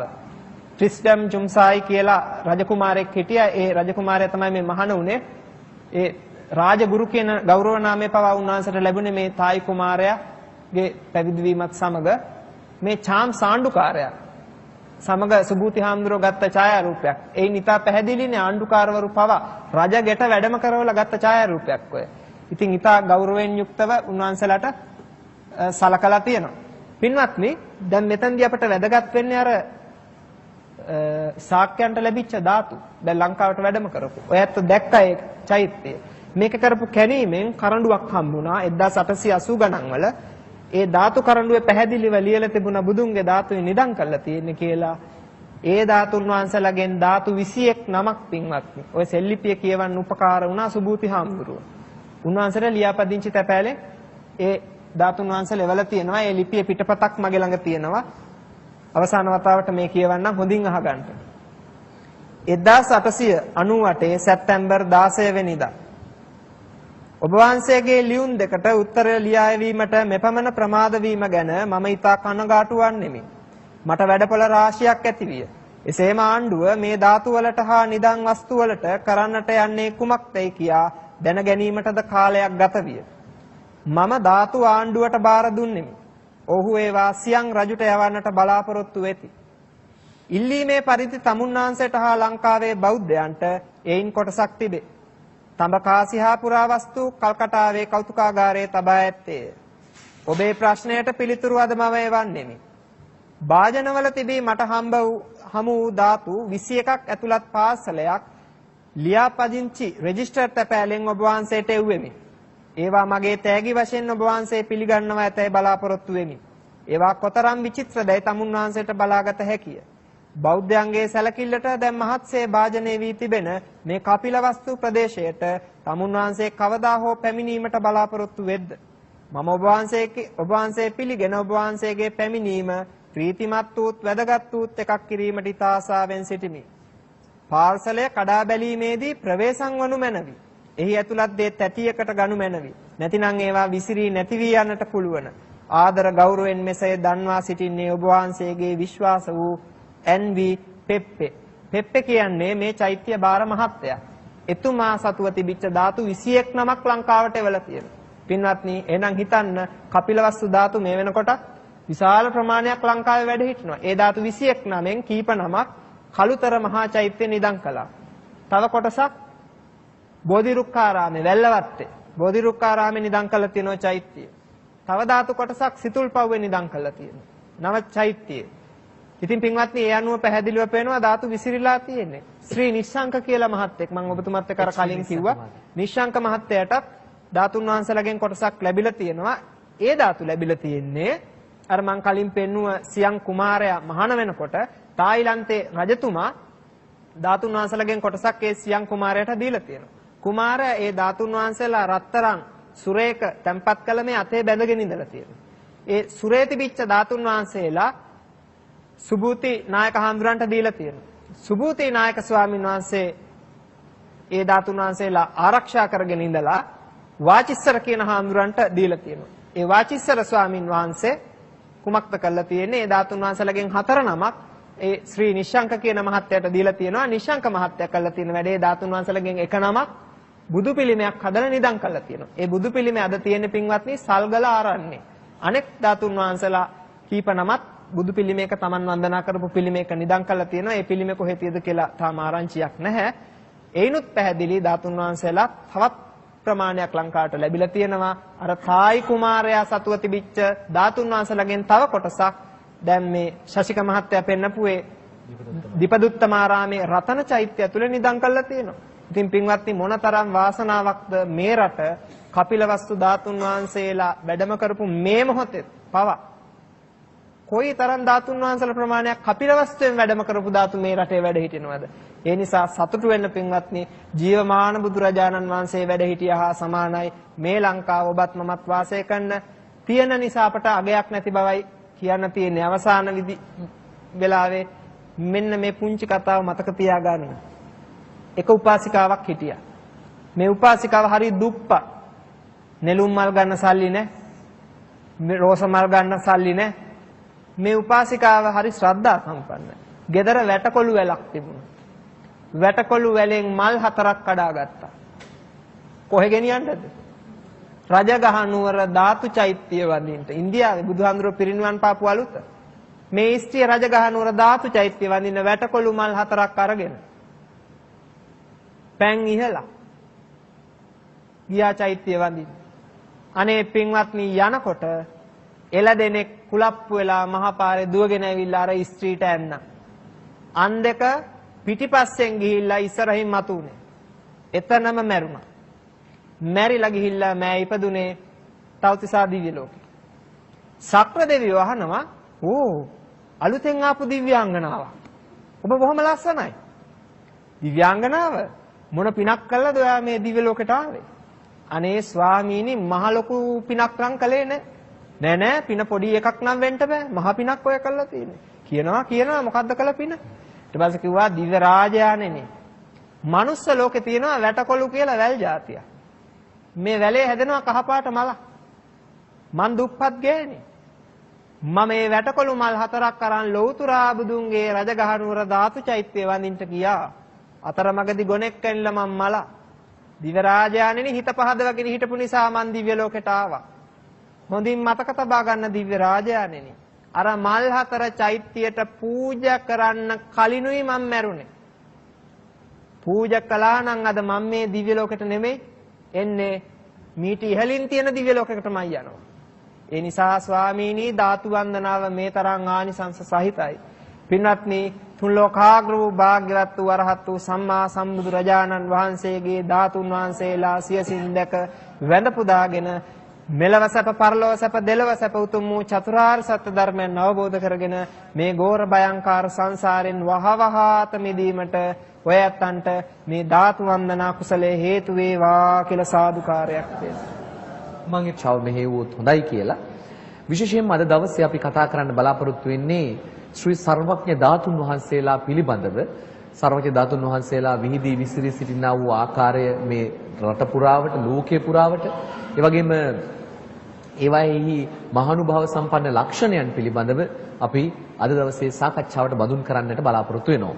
අපි වාසනාවන්ත වුණා බොහොම අපහසුයෙන් නමුත් හැඳවා ගන්නට මේ ස්ථානයට ආරාධනා කර ගන්නට මේ පිළිබඳව විෂද වූ දැනුමකින් සමන්නාගත ප්‍රාමාණික දැනුගත්කමකින් යුක්ත අපේ රටේ තරුණ දක්ෂ ගුරුවරයෙක් එතුමා ආචාර්යවරයෙක් කැලණිය විශ්වවිද්‍යාලයේ පාලි හා බෞද්ධ අධ්‍යයන විෂයේ බාහිර කතිකාචාර්යවරයෙකු වශයෙන් සහ මාලිගාකන්ද විද්‍යෝද්‍ය පිරිවෙනෙහි මේ ජාතියට නැනපහන් පුබුදුව කරපු හික්කඩුවේ සුමංගල නම් වූ මහා යතිවරයන්න් වහන්සේගේ පෙරදුවෙන් ආරඹුණු විද්‍යෝදය පිරිවෙනෙහි ආචාර්යවරයෙක් හැටියට කටයුතු කරන ප්‍රකට මාධ්‍යවේදියෙකු ලෙස ග්‍රන්ථ ගණනාවක් රචනා කරමින් තමන්ගේ ධර්මඥානය ලෝකයට බෙදා හදා දීමේ මහා වෑයමක නිරත වන ගයාන් චානුක විදාන පතිරණ මැතිතුමන් අපි ආයිබෝන් කියලා ඔබතුමාව පිළිගන්නේ බොහොම ගෞරවයෙන් යුක්තව. එතුමා ආගන්තුක නෑ බෞද්ධ නාලිකාවට. මොකද අප මෙහි පැමිණ බෞද්ධ නාලිකාවට පැමිණ කරපු පළවෙනි වැඩසටහන තමයි දඹදිව වන්දනා චාරිකා වැඩසටහන. අපේ ලෝටස් ආයතනයේහි දායකත්වයේ ඇතිව හෙබර්ට් පරාක්‍රම විජේතුංග මැතිතුමන් දෙනගම සිරිවර්ධන මැතිතුමන් ආදී කොට ඇත්තා වූ පිරිසත් සමග එහිදී අපට එක් වතාවක් මුණ ගැහුණා මීට පෙර. නමුත් අද තමයි නැවත වතාවක් අපට මාධ්‍ය හරහා මෙසේ කුළුපගව ඇසුරු නිසුරු කරමින් ඔබට දැනුම් සම්භාරයක් බෙදා හදා දෙන්න සාකච්ඡාවක් එතුමා සමග මෙහෙවන්න හැකියාව ලැබෙනවා. එතුමාගෙන් ප්‍රශ්නයක් අහන්න කලින් එතුමා මේ ලියා තිබෙන පතපොත පිළිබඳව යම් මතක් කිරීමක් කරේ ධාතු විස්තරය නමින් තාමත්ම සාරගර්භ ලිපි අඩංගු ග්‍රන්ථයක් එතුමා රචනා කරනවා. ඡායාරූපද සමගින් එතුමා විසින්ම ලබාගත් ඡායාරූප තමයි මේවා සඳහා උපයෝගී කරගෙන තිබෙන්නේ. ඒ වගේම මහා කාශ්‍යප මහරහතන් වහන්සේ මෙයින් එතුමාම අඳින ලද සිතුවම් වලින් සමන්නාගත වටිනා ග්‍රන්ථයක් එතුමා මෑතකදී සම්පාදනය කරන්නට යෙදුණා. අපි නොදන්නා කරුණු රැසක් අද දවසේ දැනගන්නට පුළුවන්කම තිබෙනවා. එතුමා සතුව පෞරාණික වටිනාකමකින් යුක්ත මහා වැදගත් ලිපිලයකට පවා දැන් අපිට දැක බලා ගන්න තව බොහෝ වෙලාවකින් පුළුවන්කම ලැබෙනවා. දැන් මේ දවස්වල අපි කතා කරන්නේ බොහෝ සෙයින්ම කපිලවස්තු පුර සර්වඥ ධාතුන් වහන්සේලා ලංකාවට වැඩම කිරීම පිළිබඳව අද අපේ නායක සම්බන්ධ වහන්සේ වාරියපොළ ප්‍රදේශයට වැඩම කරන්නට යෙදුනේ. එහි පැවැත්වෙනේ සර්වඥ ධාතුන් වහන්සේලා වෙනුවෙන් පැවැත්වෙන පූජාව සඳහා. මම කැමතියි ඔබතුමාගෙන් දැනගන්න පළමු කොටම අපේ සර්වඥයන් වහන්සේ ලෝතුර අමාමෑණී බුදු පියාණන් වහන්සේ ධාතුන් වහන්සේලා පිළිබඳව ඒ වන්දනා කළ යුතු ආකාරය පිළිබඳව කොයි ආකාරයෙන්ද දක්වලා තිබෙන්නේ බුද්ධ ශාසන ඉතිහාසයේ සහ බුදු පියාණන් වහන්සේගේ පරිනිර්වාණයෙන් පසුව මේ අද පවතින තත්ත්වය දක්වාම සර්වඥ ධාතුන් වහන්සේලා ඒ ස්ථානවල ස්ථානගත වෙන්නට ගමන් කරපු ගමන පිළිබඳව මේ අසිරිමත් ගමන් රටාව පිළිබඳව මම ඔබතුමාගෙන් කරුණු ටිකක් දැනගන්න කැමතියි. හැමෝටම තෙරුවන් සරණයි. පින්වත්නි, බුදුරජාණන් වහන්සේගේ දේශනාවේ සඳහන් වෙනවා චෛත්‍ය වර්ග 3ක්. ශාරීරික චෛත්‍ය, පාරිභෝගික චෛත්‍ය, උද්දේශික චෛත්‍ය කියලා. අපි ඒවා ධාතු විදිහටත් හඳුන්වනවා. ශාරීරික ධාතු, පාරිභෝගික ධාතු, උද්දේශික ධාතු විදිහට. දැන් ශාරීරික ධාතු කියලා කියන්නේ බුදුරජාණන් වහන්සේගේ ශ්‍රී ශරීරයේ කෙස්, ලොම්, නිය, දත්, අස්ථි ආදී කොටස් වලට, බුදුරජාණන් වහන්සේගේ ශ්‍රී ශරීරයේ කොටස් වලට. පාරිභෝගික ධාතු කියලා කියන්නේ බුදුරජාණන් වහන්සේ පරිභෝග කර සිවුරු, පාත්‍ර ආදී වස්තුන්ට. දැන් ජයශ්‍රී මහා බෝධින් වහන්සේත් පාරිභෝගික ධාතුන් වහන්සේලා අතර අග්‍රස්ථානයේ වැඩ සිටිනවා. සිරිපා සටහන් පවා වැටෙන්නේ පාරිභෝගික ධාතු සංඛ්‍යාවට. උද්දේශික ධාතු කියලා කියන්නේ පින්වත්නි බුදුරජාණන් වහන්සේ උදෙසා හදපුවා. උදාහරණයක් බුදු පිළිම. දැන් සිරිපා සටහන කොළයක හරි වස්ත්‍රයක හරි ඇඳලා එයට වැඳුම් පිදුම් කළොත් ඒක උද්දේශික චෛත්‍යයක්, උද්දේශික ධාතුවක් විදියට සලකනවා. එතකොට දැන් ඔය තියෙන බුදු පිළිම වහන්සේලා සියල්ල උද්දේශික ධාතු විදියට සලකන්නේ. ඉතින් මෙතනදී අපට ඉතා වැදගත් වෙන්නේ ශාරීරික ධාතු සහ පාරිභෝගික ධාතු. පින්වත්නි, අද අපි මාතෘකා ලෙසත් යොදාගත්තේ මේ ධාතුන් වහන්සේලා ගැන, විශේෂයෙන්ම ශාරීරික හා පාරිභෝගික ධාතු ගැන. ධාතුන් වහන්සේලා ගැන කතා කළාට හුඟ දෙනාට මේ පිළිබඳ අවබෝධයක් නැති බවක් පේන තියෙනවා. විශේෂයෙන්ම ලංකාවේ ඉන්න අපි ඔය ඇත්තෝ හරි පින්වන්තයි. මොකද බුදුරජාණන් වහන්සේගේ ධාතුන්ගෙන් වැඩිම ප්‍රමාණයක් වැඩ හිටින ලෝකෙ එකම රට ලංකාව. ඔය ඇත්තෝ දන්නේවත් තියෙනවා, නොදන්න කරුණුත් බොහොමයක් තියෙනවා. සමහරක් වෙලාවට දන්නවද දන්නෙත් නැහැ. දැන් මේ අපේ ශශික මහත්තයා පෙන්නපු මේ මහා කාශ්‍යප මහරහතන් වහන්සේ. මුන්වහන්සේගේ ශ්‍රී ශරීරය කුණු නොවි අදත් ඉන්දියාවේ තැන්පත් වෙලා තියෙනවා.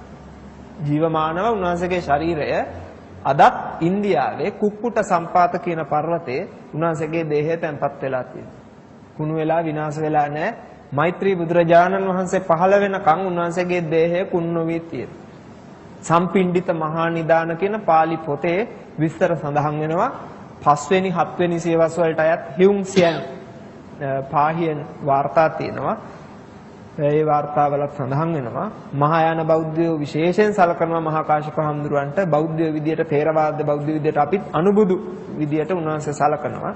ඔයත් දන්නවද මහා කාශ්‍යප හඳුරන්ගේ දන්ත ධාතුන් වහන්සේ නම මේ අපේ රටේ වැඩ හිටිනවා. දන්නවද ඔයත් අහලා තියෙනවද? ඒක හුඟක් අප්‍රකටයි. මහා කාශ්‍යප හඳුරන්ගේ දලදා වහන්සේ වැඩ හිටින්නේ බෙන්තර ගලපාත රාජ මහා විහාරේ ධාතු චෛත්‍යයේ. දැන් මේ ඡායාරූපයෙන් පේන්නේ, මේ පල්ලෙහා ඡායාරූපයෙන් පේනවා ඒ ධාතු චෛත්‍ය. ඒ චෛත්‍ය ඇතුලේ තමයි තැන්පත් කරලා තියෙන්නේ බෙන්තර ගලපාත විහාරේ. මේ ධාතුන් වහන්සේ ලංකාවට ලැබිලා තියෙන්නේ දුටුගැමුණු මහ රජතුමාගේ කාලේ. අපි ධාතුන් වහන්සේලා ගැන ඉදිරියට කතා කරනකොට ඒ අදාළ තැන්වලදී කතා කරමු. ඔයත්තන්ට ගිහිල්ලා බලන්නත් පුළුවන්. දලදා වහන්සේ දෙවන පරාක්‍රම බාහු රජතුමා ස්තූපය තුල නිදන් කරලා තියෙනවා. මේ තියෙන්නේ ඒ ස්තූපයේ සමීප ඡායාරූපයක්, බලන්න පුළුවන්. ඒ ස්තූප දෙකෙන්ම පෙන්눔 කරන්නේ බෙන්තර ගලපාත විහාරේ මහා කාශ්‍යප හඳුරන්ගේ දලදාව වැඩ හිටින ස්තූපය. ඉතින් කට්ටිය අහනවා දේහය ඉන්දියාවේ තියෙනවා නම් දලදා හාමුදුරුව කොහොමද වැඩ හිටින්නේ? මහා කාශ්‍යප හඳුරන්ගේ දලදා වහන්සේ වැඩ හිටින්නේ කොහොමද ගලපාත විහාරේ කියලා. මොකද ඔයත් හිතන්නේ ගැන? පින්වත්නි, මිනිස්සෙක් ජීවත් වෙලා ඉන්න කාලේ දත් වැටෙනවා. හික්කඩුවේ සුමංගල නායක හඳුරෝ වැඩ හිටපු කාලේ උන්වහන්සේ අපවත් වුණේ 1911. අපේ පිරිවෙන ප්‍රතිෂ්ඨාපනය කරපු බෝධිසත්ව ගුණෝපේත හික්කඩුවේ සුමංගල නායක හාමුදුරුවෝ වැඩ ඉන්න කාලේ මුළු ලෝකයම සැලකුවේ තේරවාද බුද්ධ ආගමේ නායකයා ලෙස හික්කඩුවේ නායක හාමුදුරුවෝ. බොහෝ දෙනා සැලකුවේ අපේ රටේ බුදුන් ලෙස. දැන් මඩුවන් වල වලව්වේ හිටපු අපේ ඒ මඩුවන් වල සිටුතුමා එතුමා පවා එක ලේඛනයක සඳහන් කරලා තියෙනවා ලංකාවට බුදුන් වැනි වූ ලංකාවේ බුදුන් ලෙස එදා සැලකුවේ. දැන් බුරුමේ ප්‍රසිද්ධ මහතෙරුන් වහන්සේ නමක් ලංකාවට වැඩලා උන්වහන්සේත් එක්ක ධර්ම සාකච්ඡාවක් කළා ශශික මහත්තයා ධාතුන් වහන්සේලට සම්බන්ධ නිසා මේක මෙතනට අදාළයි. උන්වහන්සේත් එක්ක ධර්ම සාකච්ඡාවක් කළා අවසානයේට සතුට ප්‍රකාශ කළා. මොකද්ද කිව්වේ? ඔබලා මහා වාසනාවන්ත ජාතියක්. ඔබලගේ රටේ වටින මැණික් 5ක් තියෙනවා. මොනවද මේ මැණික් 5?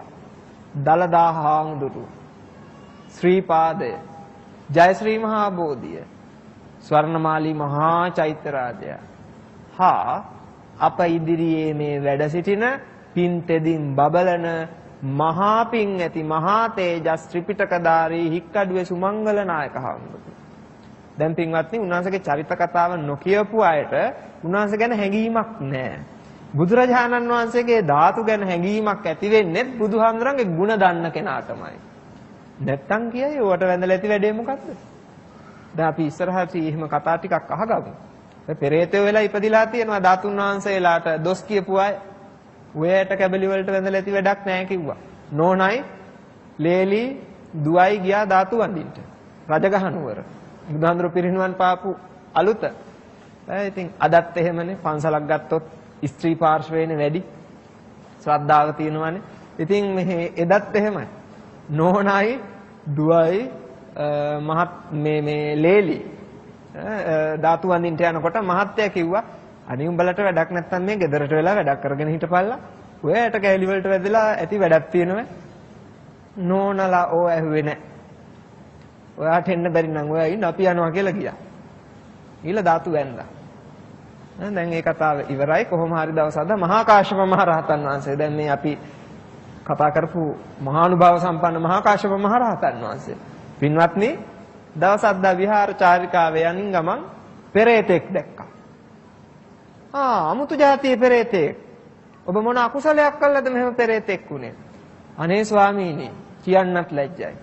ස්වාමීනි අපේ නෝනයි දුවයි ලේලි රජගහ නුවර ධාතු චෛත්‍ය වඳින්න යද්දි මම ධාතු වන්දනාවට දොස් කිව්වා. පේන්නේ නැද්ද වෙච්ච දේ මට? පෙරේතෙක් වුණා. මං විතරක් නෙමෙයි තව දහස් ගණනක් පෙරේත ලෝකේ ඉන්නවා පෙරේතයෝ වෙලා. ධාතුන්ට දොස් කියලා, වන්දනාවට දොස් කියලා. අදත් කියන අය ඕන හැටි ඉන්නවා. නැතුව නෙමෙයි. ඕන් පෙරේතයෝ වෙලා. ස්වාමින් වහන්සේ මගේ නෝනයි ලේලි දුවයි උඩ බලන්න ස්වාමීන් වහන්සේ. දිව්‍ය ලෝකේ දෙවගණන් වෙලා අද දෙව්සැප විඳිනවා. ස්වාමීනි ධාතු වන්දනාවට දොස් කියන අයට වෙන්නේ මට වෙච්ච දේ නිසා ධාතු වන්දනාවේ ආනිසංස මිනිසුන්ට කියලා දෙන්න. පින්වත්නි අබ ඇටයක් තරම් ධාතුවකට වැඳලා කල්ප ගණන් සුගති ඉපදිලා නිවන් දැකපු උත්තමයෝ ගැන අපදාන පාළිය සඳහන් වෙනවා. මිහිඳු මහරහතන් වහන්සේ වදාළේ මොකද්ද? ධාතුන් දුටු කල්හි බුදුන් දුටුවා වැනිය. පින්වත්නි මේ ජීවමාන බුදුරජාණන් වහන්සේගේ ශ්‍රී ශරීරයේ ධාතු කොටස් ජීවමාන බුදුන් දැක්ක හා සමානයි. ඒ නිසා ඔයයන්ට සතුටු වෙන්න පුළුවන් මේ පින් බිම බුදුරජාණන් වහන්සේගේ ධාතුන්ගෙන් පිරිච්ච රටක්. දැන් මම අර කලින් කිව්වේ හික්කඩුවේ සුමංගල හාමුදුරුවෝ පූජනීයත්වයෙන් සැලකුවා. උන්වහන්සේ බුදු කෙනෙක් ලෙස සැලකුවා. උන්වහන්සේ ජීවත් වෙලා ඉන්න කාලේ වැටිච්ච දතක්. සතෝ කියන ජපන් ජාතික හාමුදුරුවෝ ජපානයට ගෙනහිල්ලා කරඬුවක තැන්පත් කළා චෛත්‍යයක් හදලා උදේහවහ වන්දනා කළා. එහෙනම් බලන්න හික්කඩුවේ සුමංගල හාමුදුරුවෝ ගේ දන්තයක් ගෙනහිල්ලා ජපන් රටට දාගබක් හදලා උදේහවහ වැන්දනා. මහා කාශ්‍යප මහරහතන් වහන්සේ කියන්නේ අපේ අනුබුදු. බුදුහාමුදුරන්ට පස්සේ මේ ශාසනයේ බාරධාරී මහරහතන් වහන්සේ. බුදුහාමුදුරන්ගේ පාංශුකූල සිවුරයි උන්වහන්සේ පොරවගෙන ඉන්නේ. මේ ශාසනය උන්වහන්සේටයි පැවරුවේ. පළමු ධර්ම සංගායනාව කළේ උන්වහන්සේ. පින්වත්නි ඔබටත් මටත් ශාසනයක් නැහැ. මහා කාශ්‍යප මහරහතන් වහන්සේ දා වැඩ හිටියේ නැත්නම් සම්බුද්ධ ශාසනය විනාශයි. ධර්ම විනය ආරක්ෂා කිරීමේ සම්පූර්ණ ගෞරවය උන්වහන්සේටයි හිමි වෙන්න ඕන. සියලු ගෙවල් වල උන්වහන්සේගේ රූපයක් තැන්පත් කරගෙන උදේහවහ වඳින්න ඕනේ. පින් සිද්ධ වෙනවා. ඉතින් බලන්න උන්වහන්සේගේ ධාතුන් වහන්සේ නමක් තියෙන ලෝක එකම රට ලංකාව. මොනතරම් වාසනාවන්ත රටක්ද? වෙන රටක පින්වත්නි මේ වගේ දාගැබක් තිබ්බනම් තනිකර රත්තරන් ආලේප කරනවා දාගැබ් වහන්සේගේ ගිහිල්ලා. බුරුම තායිලන්ත වගේ රටක මේ වගේ ධාතුන් වහන්සේ නමක් තිබුණා. ඒ නිසා අපට පේන එකක් තමයි අපේ බෞද්ධයන්ට මේවා ගැන එච්චර හැඟීමක් නැති බවක් නම් පේන්න තියෙනවා. එක එක කාලවල වලට උනන්දු ඇති වුණාට මේ උනන්දු අඛණ්ඩව නැහැ. සමහරක් කාලවලදී වඳිනවා, සමහරක් කාලවලදී ධාතුන් වහන්සේලා ගැන කිසිම සැලකිල්ලක් නැහැ. ඒ නිසා පින්වත්නි හැඟීමක් ඇති කරගන්න සතුටු වෙන්න මේ රට ධාතුන් වහන්සේලාගෙන් පිරුණු රටක්. බුදුහාමුදුරුවෝ පිරිනිවන් පාන අවස්ථාවේ සක්‍ර දිව්‍ය රාජයට වදාරනවා පතිත්තිස්සති දේවින්ද ලංකායම් මම ශාසනං. මගේ ශාසනය පිහිටන්නේ ලංකාවේ. පින්වත්නි බුදුහාමුදුරුවෝ මොන රට ගැනද හැඟීමෙන් හිටියේ? ලංකාව ගැන. පිරිනිවන් පානකොටත් ලංකාවේ බෞද්ධයෝ ගැනයි හැඟීමෙන් හිටියේ. මොකද මගේ ශාසනය පිහිටන්නේ ලංකාවේ. ලංකාවේ පිහිටන නිසාම බුදුහාමුදුරුවෝ ප්‍රථම වතාවට මහියංගනයට වැඩියා. නාගදීපයට වැඩියා. කැලණියට වැඩියා. කැලණියට වැඩපු ගමන් සමන්තකූට පර්වතයේ මුදුනේ සුමන සමන් දිව්‍ය රාජයාගේ ආරාධනාවෙන් අටෝ රාශියක් මංගල ලක්ෂණ තියෙන උතුම් වූ වාම ශ්‍රීපාද ලාංඡනයේ ඉන්ද්‍රනීල මණිකක් මත තැන්පත් කළා 5000ක් කල් ශාසනය පවතින තාක්කල් දෙව් බමුන් සහිත ලෝකයාට ලංකාද්වීප වාසීන්ට වැඳ පුදා ගන්න දැකලා සතුටු වෙන්න. ශ්‍රීපා සටහන පිහිටෙව්වා. මේ දක්වා පවතිනවා. ඒ ගමනේදී පින්වත්නි 12 මස්ථාන අනුරාධපුරයට වැඩියා උන්වහන්සේ. පරිභෝග කළා. පූජනීය ස්ථාන බවට පත් කළා. එහෙනම් දඹදිව යන්න බැරි ඔය ඇත්තන්ට සමහරක් අය ඉන්නවනේ දඹදිව යන්න හැකියාවක් නැහැ.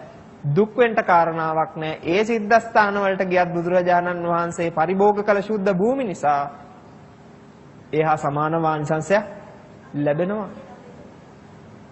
ඒ නිසා ඊට වැදගත් බව ඔයත් මතක තියාගන්න ඕන. ඒ අම්මා කියනවා දඹදිව දෙසරයක් ගියා කියලා බොහොම සතුටින්. ඉතින් බලන්න ඒම ප්‍රමාණවත්. හිතේ පැහැදීමමයි බුදුරජාණන් වහන්සේට අවශ්‍ය වුණේ. ඒ නිසාමයි මේ බුදුරජාණන් වහන්සේ ධාතු විසිරෙන්නට අදිෂ්ඨාන කළේ. සත්‍යයන්ට ස්වර්ග මොක්ෂ සම්පත්තිය ලබා දෙන්න. ඒ නිසා පින්වත්නි බුදුරජාණන් වහන්සේ ලංකාවට වැඩලා පාරිශුද්ධත්වයට පත් කරා මේ ලක්දිව බුදුරජාණන් වහන්සේ වැඩ හිටිනවා හා සමානයි. ධාතුන් වහන්සේලාගෙන් පින්වත්නි බුදුරජාණන් වහන්සේගේ වැඩිම ධාතු ලංකාවේ වැඩ හිටිනවා කිව්වනේ. මොනවද වැඩ හිටින ධාතු? දලදා වහන්සේලා 4 9න් 3 9ක් ලංකාවේ වැඩ හිටිනවා. දලදා වහන්සේලා 4 9න් 3 9ක් මේ ලංකාද්වීපේ වැඩ හිටිනවා. ඊට පස්සේ අකු ධාතුන් වහන්සේලා 2 9න් 1 9ක් ලංකාවේ වැඩ හිටිනවා. දකුණු අකු ධාතුන් වහන්සේ.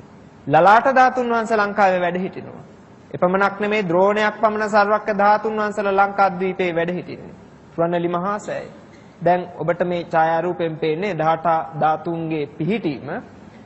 දැන් මේ හිස් කබල ගත්තයින් පස්සේ ඒ හිස් කබලේ අස්ති සැලකීමේදී මේ දන්ත අස්තියයි හිස් කබලේ උඩු කොටසයි තමයි මේ පේන්නේ. හිස් කබලේ යටි කොටස. ඒකේ මේ දලදා කියලා කියන්නේ හුඟක් අය හිතනවා මේ සාමාන්‍ය දත් වලට කියලා. පින්වත්නි සාමාන්‍ය දත් නෙමේ දලදා කියන්නේ මේ උල් දත් 4ක් තියෙනවා අපට. ඒ උල් දත් 4ට තමයි දල දත් කියලා කියන්නේ. දඩයන් දත් කියලා කියන්නේ. රදනක දත්. අන්නේ දත් 4 තමයි දලදා කියලා කියන්නේ. දත් 4 බුදුරජාණන් වහන්සේගේ ඒ 4 දලදා වහන්සේලා වැඩ හිටිනවා ලෝකේ. දකුණු දලදාව සෝමාවතී චෛත්‍යයේ, වම් යටි දලදාව දලදා මාලිගාවේ, අනෙක් දලදා වහන්සේ උඩු වම් දලදා වහන්සේ වැඩ හිටිනවා තිස්ස මහරාම චෛත්‍යයේ. සෙල්ලිපියකුනුත් අහවරු වෙලා තිනවා තිස්ස මහරාමේ දන්ත ධාතුන් වහන්සේ නමක් වැඩ හිටින බව. ලලාට ධාතුන් වහන්සේ ලංකාවේ වැඩ හිටිනේ සේරුවිල මංගල මහා චෛත්‍ය රාජන් වහන්සේ තුල. ග්‍රීවා ධාතුව පින්වත්නි වැඩ හිටින්නේ මහියංගන මහා චෛත්‍ය රාජන් වහන්සේ තුල. කේශ ධාතුන් වහන්සේලා විශාල ප්‍රමාණයක් ලංකාවේ වැඩ හිටිනවා. හුඟක් අය හිතාගෙන ඉන්නේ කේශ ධාතුන් වහන්සේලා වැඩ හිටින්නේ මහියංගන චෛත්‍යයේ තිරියායේ ගිරිහනුසෑයේ පමණයි කියලා. එපමණක් නෙමෙයි. ඔයත් දන්නවද ලංකාවේ කේශ ධාතුන් වහන්සේලා විශාල විහාරස්ථාන ප්‍රමාණයක වැඩ හිටිනවා. අපි මේවා දීර්ඝ වශයෙන් ඉදිරියේදී කතා කරනවා. මම මේ ප්‍රවේශයකටයි මුලින් කෙටියෙන් සඳහන් කරන්නේ. මොනවද ඔයත් දන්න ඒ ස්ථාන? තිරියායේ ගිරිහඬුසෑය, සේරුවිල මංගල මහා චෛත්‍ය, මුතියංගන චෛත්‍ය, කතරගම කිරිවෙහෙර, ගෝඨපබ්බත විහාරය, හම්බන්තොට තියෙන ගෝඨපබ්බත විහාරය, අම්බලන්තොට ගිරිහඬු සෑය, රන්න හුංගම අතර තියෙනවා කලමැටිය කියලා ප්‍රදේශයක්. ඒ කලමැටිය කියන ප්‍රදේශයේ තියෙනවා මේ විහාර 9 කියලා ස්ථානයක්. දාගැබ් වහන්සලා 9ක් තියෙනවා එක තැන. වටේට චෛත්‍ය 8ක් තියෙනවා, මැද එක චෛත්‍යයක් තියෙනවා. මේ මැද තියෙන චෛත්‍යයේ කේශ ධාතු තැන්පත් කරලා තියෙනවා. එපමණක් නෙමෙයි. තව දාගැබ් වහන්සේ නමක් තියෙනවා මේ මාදම්පේ සේනානායකාරාමය. හරි ප්‍රසිද්ධයි. තනිකර කළු ගල් වලින් හදලා තියෙන විශාල ධාතු නිධානයක් සහිතව කේශ ධාතු නිධන් කරලා තියෙනවා. හුණුපිටිය ගංගාරාම විහාරෙත් බංග්ලාදේශයේ චිත්‍රගොන් වලින් වැඩම කරවපු කේශ ධාතුන් වහන්සේලා වැඩ හිටින අවස්ථා දෙකකදී කේශ ධාතු වැඩම කෙරෙව්වා. ඔයත් හුඟක් නොදන්න කාරණාවක් තියෙනවා. අපේ අස්ගිරි මහා විහාරයට සම්බන්ධ අපේ පලිපානේ ශ්‍රී චන්දානන්ද නායක ස්වාමින් වහන්සේට අයත් විහාරයක් තියෙනවා. මුල්ලේගම සංඝ පරම්පරාවේ විහාරයක් යටිහෙළගල රජමහා විහාරේ. මේ විහාරයේ වැඩ සිටිනවා බුදුරජාණන් වහන්සේගේ කේශ ධාතුන් වහන්සේලා විශාල ප්‍රමාණයක්. දැනට සියසින් දකින්න පුළුවන් විශාලම කේශ ධාතු ප්‍රමාණය තියෙන පින්වත්නි මේ විහාරේ. අඟල් 2ක් පමණ දිගයි කේශ ධාතුන් වහන්සේලා. මිටි 2ක් තැම්පත් කරලා තියෙනවා කේශ ධාතුන් වහන්සේලා. මගේ හිතේ කේශ ධාතුන් වහන්සේලා 2-3000ක් වැඩ සිටිනවා. සියසින් බලන්න පුළුවන්. ඔයත්ෝ ගියොත්. ඉතින් හරිම වාසනාවන්තයි. හුඟක් අය දන්නේ නැහැ. මහනුවර යටිහෙළගල ඒ විහාරේ පිහිටලා තියෙන්නේ. හොයාගෙන යන්න පුළුවන්. මම ඉදිරියේදී මේ විස්තර වෙනම අපි සාකච්ඡා කරනවා. බුදුරජාණන් වහන්සේගේ මේ විදිහට කේශ ධාතුන් වහන්සේලා විශාල ප්‍රමාණයක් ලංකාවේ වැඩ සිටිනවා. බුදුහාමුදුරන්ගේ ඌර්ණ රෝම ධාතුව මිහින්තලා මහා සෑය තැන්පත් වෙලා තියෙනවා. නඛ ධාතු නිය ධාතුන් වහන්සේලා දීඝවාපි මහා චෛත්‍යය. ඒ විතරක් නෙමෙයි අනුරාධපුරේ නඛාවෙහෙර කියලා විහාරයක් තියෙනවා. හුඟක් අය දන්නේ නැහැ. නඛාවෙහෙර. ඒ විහාරෙත් තැන්පත් කරලා තියෙනවා ඒ දාගැබ් වහන්සේගේ ගරා වැටිලා දැන් තියෙන නිය ධාතු. ඒ විතරක් නෙමෙයි පින්වත්නි.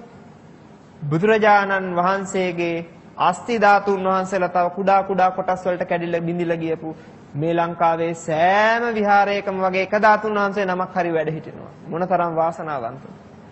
පින්වත්නි, බුදුරජාණන් වහන්සේගේ ශාරීරික ධාතු පමණක් නෙමෙයි පාරිභෝගික ධාතු පවා විශාල ප්‍රමාණයක් ලංකාවේ වැඩ හිටිනවා. ජයශ්‍රී මහා බෝධීන් වහන්සේගේ දක්ෂිණ ශාඛාව ලංකාවේ වැඩ හිටින්නේ. ආනන්ද බෝධීන් වහන්සේගේ ශාඛා මේ ලංකාද්වීපේ පුරාරෝපණය කරලා තියෙනවා. දෙතිස් පළරුව අෂ්ටපළරුව බෝධි ලංකාවේ තියෙනවා. එපමණක් නෙමෙයි. ඔයත් දන්නවද බුදුරජාණන් වහන්සේ කැලණියට වැඩලා කැලණි ගඟේ ජල ස්නානය කළා. කරලා උන්වහන්සේ ඇඳගෙන හිටපු ඒ ජල සාටිකාව මණියක්කික නාග රජතුමාට දුන්නා. රජතුමාට දීපු ඒ ජල සාටිකා ධාතුව පින්වත්නි නිදන්ගත කරලා තියෙන්නේ කොහෙද? කිත්සිරිමෙවන් කැලණි දාගැබ තුල. මහා කැලණියේ මණික් පුටුව නිදන් කරලා තියෙන්නේ. වරද්ද ගන්න එපා චූලෝදර මහෝදර නාග රජවරු හටන් කළ මණික් පුටුව නෙමෙයි. ඒ නිදන්ගතව තියෙන්නේ නාගදීත රාජායතන චෛත්‍යය. බුදුරජාණන් වහන්සේ කැලණියට වැඩි අවස්ථාවේ දන් වැළඳුවනේ මණික් පුටුවක වැඩ ඉඳලා. මණික් පුටු කීපයක් තියෙන්න පුළුවන්. ඒ මණික් පුටුව සහ මණික් මණ්ඩපය වහලා තමයි කැලණි මහා දාගැබ කළේ. කිත්සිරිමවන් කැලණියට සිවුරු දාගැබ කියලාත් දැන් හඳුන්වනවා. පුරාණ පොත්වලත් සඳහන් වෙනවා. සෙල්ලිපි දෙකක් හම්බ වෙලා තියෙනවා. බුදුරජාණන් වහන්සේගේ උදක සාටිකාව නිදන් කරලා තනූ මගුල් මහා විහාරයයි කියලා පැහැදිලිව ලිඛිතව සඳහන් වෙනවා. දැන් හඳුනාගෙන තියෙන්නේ කිත්සිරිමවන් කැලණිය කියලා. පින්වත්නි, බුදුරජාණන් වහන්සේගේ ජල සාටිකා ධාතුව නිදන් කරලා තියෙනවා. එපමණක් නෙමෙයි. ඉනට බැඳපු පටිය ධාතුන් වහන්සේ ලංකාවේ තියෙන්නේ. කොහෙද? ජේතවනාරාම මහා සෑයේ අනුරාධපුරේ. ජේතවනාරාම. ඉනට බැඳපු පටියෙන් කොටසක් නිදන්ගත කරලා තියෙනවා. එපමණක් නෙමෙයි. බුදුරජාණන් වහන්සේ දන් වැළඳු පාත්‍ර ධාතුව ලංකාවේ තියෙනවා. පාත්‍ර ධාතු දෙනමක් ලංකාවේ වැඩ හිටිනවා. පාත්‍ර ධාතුව කොහෙද තියෙන්නේ? හුඟක් අය පාත්‍ර ධාතුව අමතකම කළා පින්වත්නි අද ලංකාවේ බෞද්ධයෝ. දලදා හාමුදුරුව හැරුණාම පින්වත්නි රාජ්‍යත්ව සංකේතයේ ලෙස අවුරුදු 2000 ගණනක් තිස්සේ මේ ශ්‍රී ලංකාව තුල ආරක්ෂා වුණ පාත්‍ර ධාතුන් වහන්සේ අද අස්ථානගත වෙලා තියෙනවා. හුඟක් අය දන්නේ කොහේ පාත්‍ර ධාතුව තියෙනවද කියලා. විවිධ මත තියෙනවා. දලදා මාලිගාව ඇතුලේ පොඩි දාගැබක් තියෙනවා. මල්වතු මහා විහාරයේ දාගැබක් තියෙනවා. නාත දේවාලයේ චෛත්‍ය දෙකක් තියෙනවා. මේ දාගැබ්වල පාත්‍ර ධාතුව තියෙයි කියලා විශ්වාසයක් තියෙනවා. නමුත් පින්වත්නි ඒ මතය වැරදි. දැන් ඔය ඇත්තන්ට පේනවා මේ දකුණු අත පැත්තේ දාගැබක්. ඒ දාගැබ බෙලිගල චෛත්‍යය. බෙලිගල රජමහා විහාරය. මේ කෝට්ටේ යුගයේ 6 වෙනි පරාක්‍රම බාහු රජතුමාගේ කාලේ ලියපු තඹ සන්නසක් තියෙනවා. මේ තඹ සන්නසේ ඉතා පැහැදිලිව තියෙනවා දෙවියන්ගේ කැමැත්ත පරිදි බෙලිගල දාගැබ තුල පාත්‍ර ධාතුව නිදන් කළා කියලා පැහැදිලිව සඳහන් වෙනවා. එහෙනම් අප ලෞතර බුදුරජාණන් වහන්සේ ඒ 45 අවුරුද්දක් පුරා දන් වැළඳු ශිලා පාත්‍රය සතරවරම් දෙවිවරු පූජා කරපු ඒ ගල් පාත්‍රය බුදුරජාණන් වහන්සේගේ ශ්‍රී හස්තේ පහස හැමදාම ලැබුවා. ඒ උතුම් පාත්‍ර ධාතුන් වහන්සේ ඒ බෙලිගල චෛත්‍ය තුල මේ වන විටත් වැඩ සිටිනවා. මොනතරම් ආශ්චර්යයක්. හුඟක් අය දන්නේත් නැහැ. සමහරක් අය නම ඇහුවෙත් සමහරකට අද වෙන්නත් පුළුවන්. ඒ පාත්‍ර ධාතුන් වහන්සේ S2කට බලන්න බෑ පින්වත්නි. මොකද නිදන් කරලා තියෙන්නේ. ඒ S2කට දකින්න පුළුවන් පාත්‍ර ධාතුන් වහන්සේ නමක් ලංකාවේ වැඩ සිටිනවා. මේ කොළඹ වැඩ සිටිනවා. හිතන්නටත් බෑ නේද? මගේ පිරිවෙනේ කොළඹ මාලිගා කන්ද විද්‍යෝදයේ පිරිවෙනේ වැඩ සිටින්නේ පාත්‍ර ධාතුන් වහන්සේ. ඉන්දියාවේ සොපාරා කියලා චෛත්‍යයක් තිබුණා. සුපාරක පටුනේ සොපාරාවල චෛත්‍යයක් කැණීම 1800 ගණන් වල කළා. කරනකොට ඒකේ ධාතු නිදානේ හම්බ වුණා. විශාල ගල් කටාරමක්. ඒ ගල් කටාරම ඇරියයින් පස්සේ ඒ කටාරම ඇතුලේ තඹ කරඬුවක් තිබුණා මැද. ඒ තඹ කරඬුව ඇරියාම රිදී කරඬුවක් තිබුණා.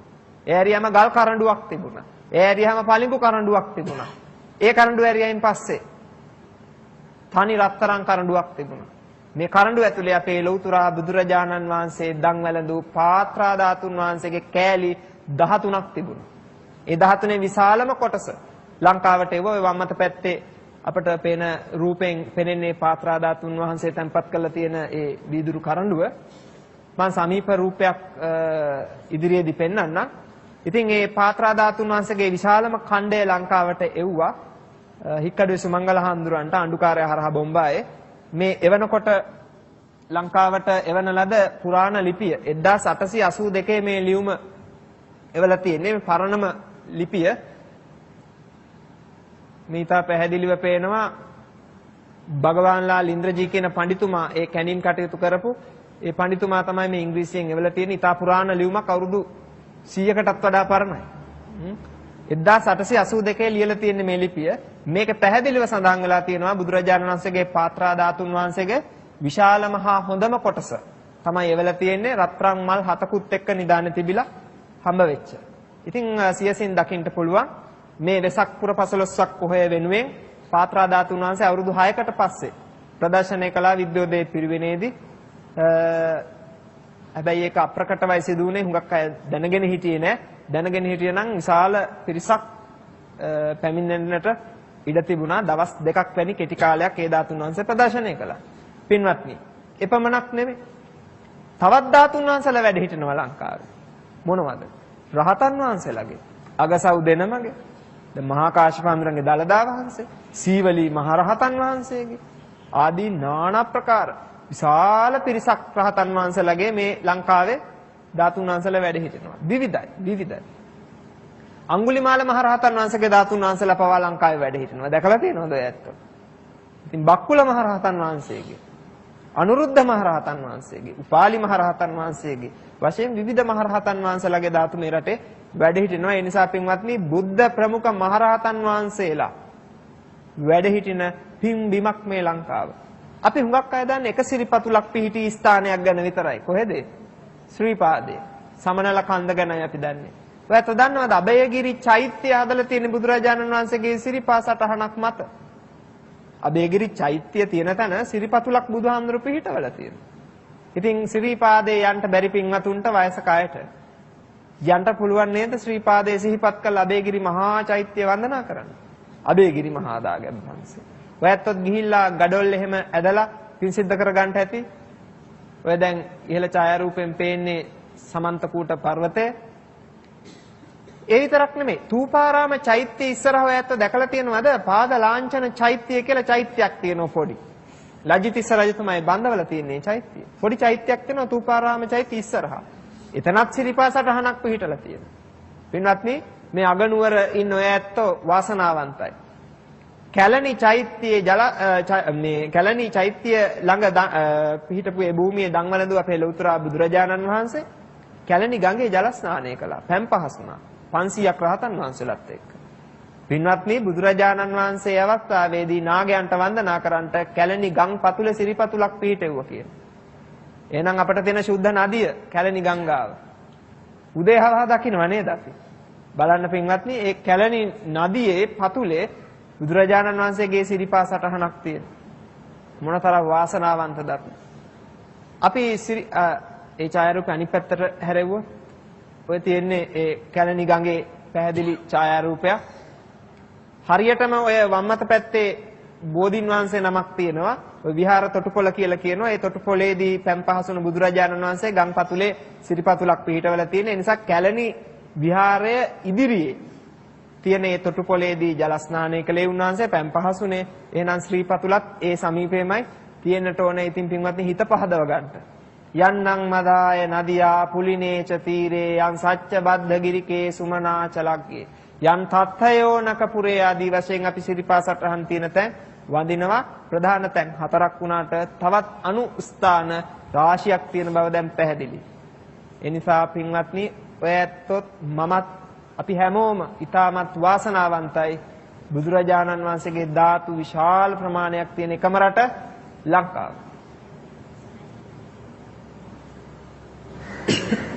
අපිට මේ යංගනය සහ මහියංගනය පිළිබඳව යමක් කියන්න. ඔව්. පින්වත්නි මේ ඡායාරූප දෙකට අවධානය යොමු කරන්න. දැන් මේ වම් අත පැත්තේ තියෙන්නේ මහියංගන මහා සෑය. දකුණු අත පැත්තේ තියෙන්නේ මුතියංගන මහා සෑය. ඒ ශශික මහත්තයා ඒ අවස්ථාව ගත් එකත් ඉතා වටිනවා. දැන් අර පොඩ්ඩක් අවධානය යොමු කරන්න දකුණු අත පැත්තේ ඒ දාගැබ් වහන්සේට මුතියංගන සෑයට. ඒ මුතියංගන සෑයේ නිදන්ගත වෙලා තියෙන්නේ මොනවද?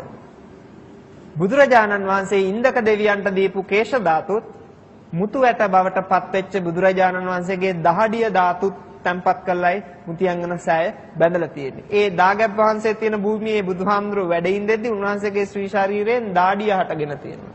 ඒ දහඩිය බිමට වැටිලා තියෙන්නේ බුද්ධ අධිෂ්ඨානයේ මුතු ඇට බවට පත් වෙලා. ඒ මුතු ඇට බවට පත් වෙච්ච ඒ මුත්තක ධාතු තැන්පත් කළා ඉන්දක දෙවියන්ට දීපු කේශ ධාතුත් එක්ක නිදන් කළා තමයි දාගැබ බැඳලා තියෙන්නේ. සිදුවත් කුමාරයා හිසකෙස් කපපු ඒ කේසච්ඡේදනය කළ මඟුල් කඩුව කේශ ධාතුන් වහන්සේලා එක්ක නිදන් කළා තියෙන්නේ කොහෙද? කතරගම කිරිවෙහෙරේ. හුඟක් අය දන්නේ නැහැ. කතරගම යන්නේ හැමෝම දේවාලයටනේ. ඉතින් අර තරම් වටින දාගැබ් වහන්සේ නමක් අපේ රටේ වැඩ හිටිනවා. හුඟක් අයට ඒ අවබෝධයක් නැතුව ගිහිල්ලා වන්දනා කරනවා. පින්නති අවබෝධයෙන් වන්දනා කිරීමයි වටින්නේ. අවබෝධයෙන් වන්දනා කිරීමයි වටින්නේ. ඒ නිසා ධාතුන් වහන්සේලා වැඩ හිටින රන් කරඬුව දුටු සැනින්ම ඇත්තන්ට මතක් වෙයි කිසියම් ස්ථානයක්. කොහෙද මතක් වෙන්නේ? දලදා මාලිගාව.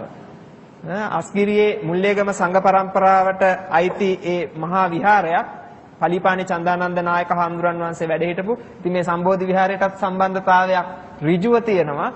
ඉතින් මේ කරඬුව තුල සර්වක්ක ධාතුන් වහන්සේලා 19ක් වැඩ හිටිනවා. එපමණක් නෙමෙයි රහතන් වහන්සේලා 29කගේ ධාතුන් වහන්සේලා වැඩ හිටිනවා. මම තව ස්වල්ප වෙලාවකින් පෙන්නන්නම්. ඔබතුමා කියාගෙන යන අතර මම යමක් අහන්න කැමතියි. ඔබතුමා යෝජනාවක් කරා මේ පූර්ව කතනයේදී අපේ මේ ධාතුන් වහන්සේලා පිට රටවල් වලට වැඩම කරන්න ඕනේ කාලයක්. අපි අපේ රටේ ඉන්න. මොකද අපිට මතකයි පසුගියදා ජපානයට ගිය වෙලාවේ අපේ මහානායක මාහිමිපාණන් වහන්සේ සමග ඔබ ඔය කියන පලිපාන චන්දානන්ද මහානායක හාමුදුරුවෝ අපේ දැන් වැඩ ඉන්න උඩුගම ශ්‍රී බුද්ධරක්කිත මහානායක මාහිමිපාණන් වහන්සේට කලින් 1975 සිට 1999 දක්වා අවුරුදු මම හිතන්නේ 24ක් පමණ උන්වහන්සේ මහානායක ධූරේ දරුවා. උන්වහන්සේ පරිත්‍යාග කරපු බෝධින් වහන්සේ නමක් රජිකාවාහි ෂෙන්නුවෙන් බෞද්ධ මධ්‍යස්ථානයේ වැඩ ඉන්නවා. තවමත් හැබැයි අපටත් වඩා මිටියේ බෝධිරාජාණන් වහන්සේ. මොකද එහි කාලගුණයට දේශගුණයට ඔරොත්තු දෙන්නේ නැහැ. ඒ වැඩිම තරමක් බාල වෙලා තියෙනවා. අවුරුදු 29ක් පැරණි බෝධින් වහන්සේ නමක්. ඉතින් ඒ අය අපිට වඳිනවා අපි ගියාම ලාංකිකයෝ හැටියට. මොකද ඕගොල්ලන්ගේ මහානායක හමුදුර තමයි මේ බෝධින් වහන්සේ අපිට දුන්නේ කියලා. ඔබතුමාගේ අර යෝජනාවත් මේක හොඳ මේකටම එකතු කරන්න. ඇත්තටම ශශික මහත්තයා පින්වත්නි දැන් කපිලවස්තුවෙන් ධාතුන් වහන්සේලා 4 නමක් ලංකාවට වැඩම කරේව ජීවමාන බුදුහාමුදුරුවෝ වැඩියහපට සමානයි. බලන්න ලක්ෂ ගණන් පොලිමේ. එක දවසකට ලක්ෂ 5-6 පොලිම් වල. පින්වත්නි මොන ආශ්චර්යයක්ද? බුදුරජාණන් වහන්සේගේ ධාතුන් වහන්සේලා 4 නමක් වඳින්න. එයින්ම පැහැදිලි බුද්ධ බලය මොනතරම්ද කියලා. ලෝකේ මොන ශාස්ත්‍රවරයටද මෙවැනි අසිරියක් තියෙන්නේ? බුදුරජාණන් වහන්සේට විතරයි පින්වත්නි. මේ තුන් ලෝකෙම මේ වගේ ආශ්චර්යයක් තියෙන්නේ. දැන් බලන්න මේ කරඬු කීපේ ධාතුන් වහන්සේලා කී නමක් වැඩ හිටිනවද කියලා. මේ නිර්මල ධාතුන් වහන්සේලා.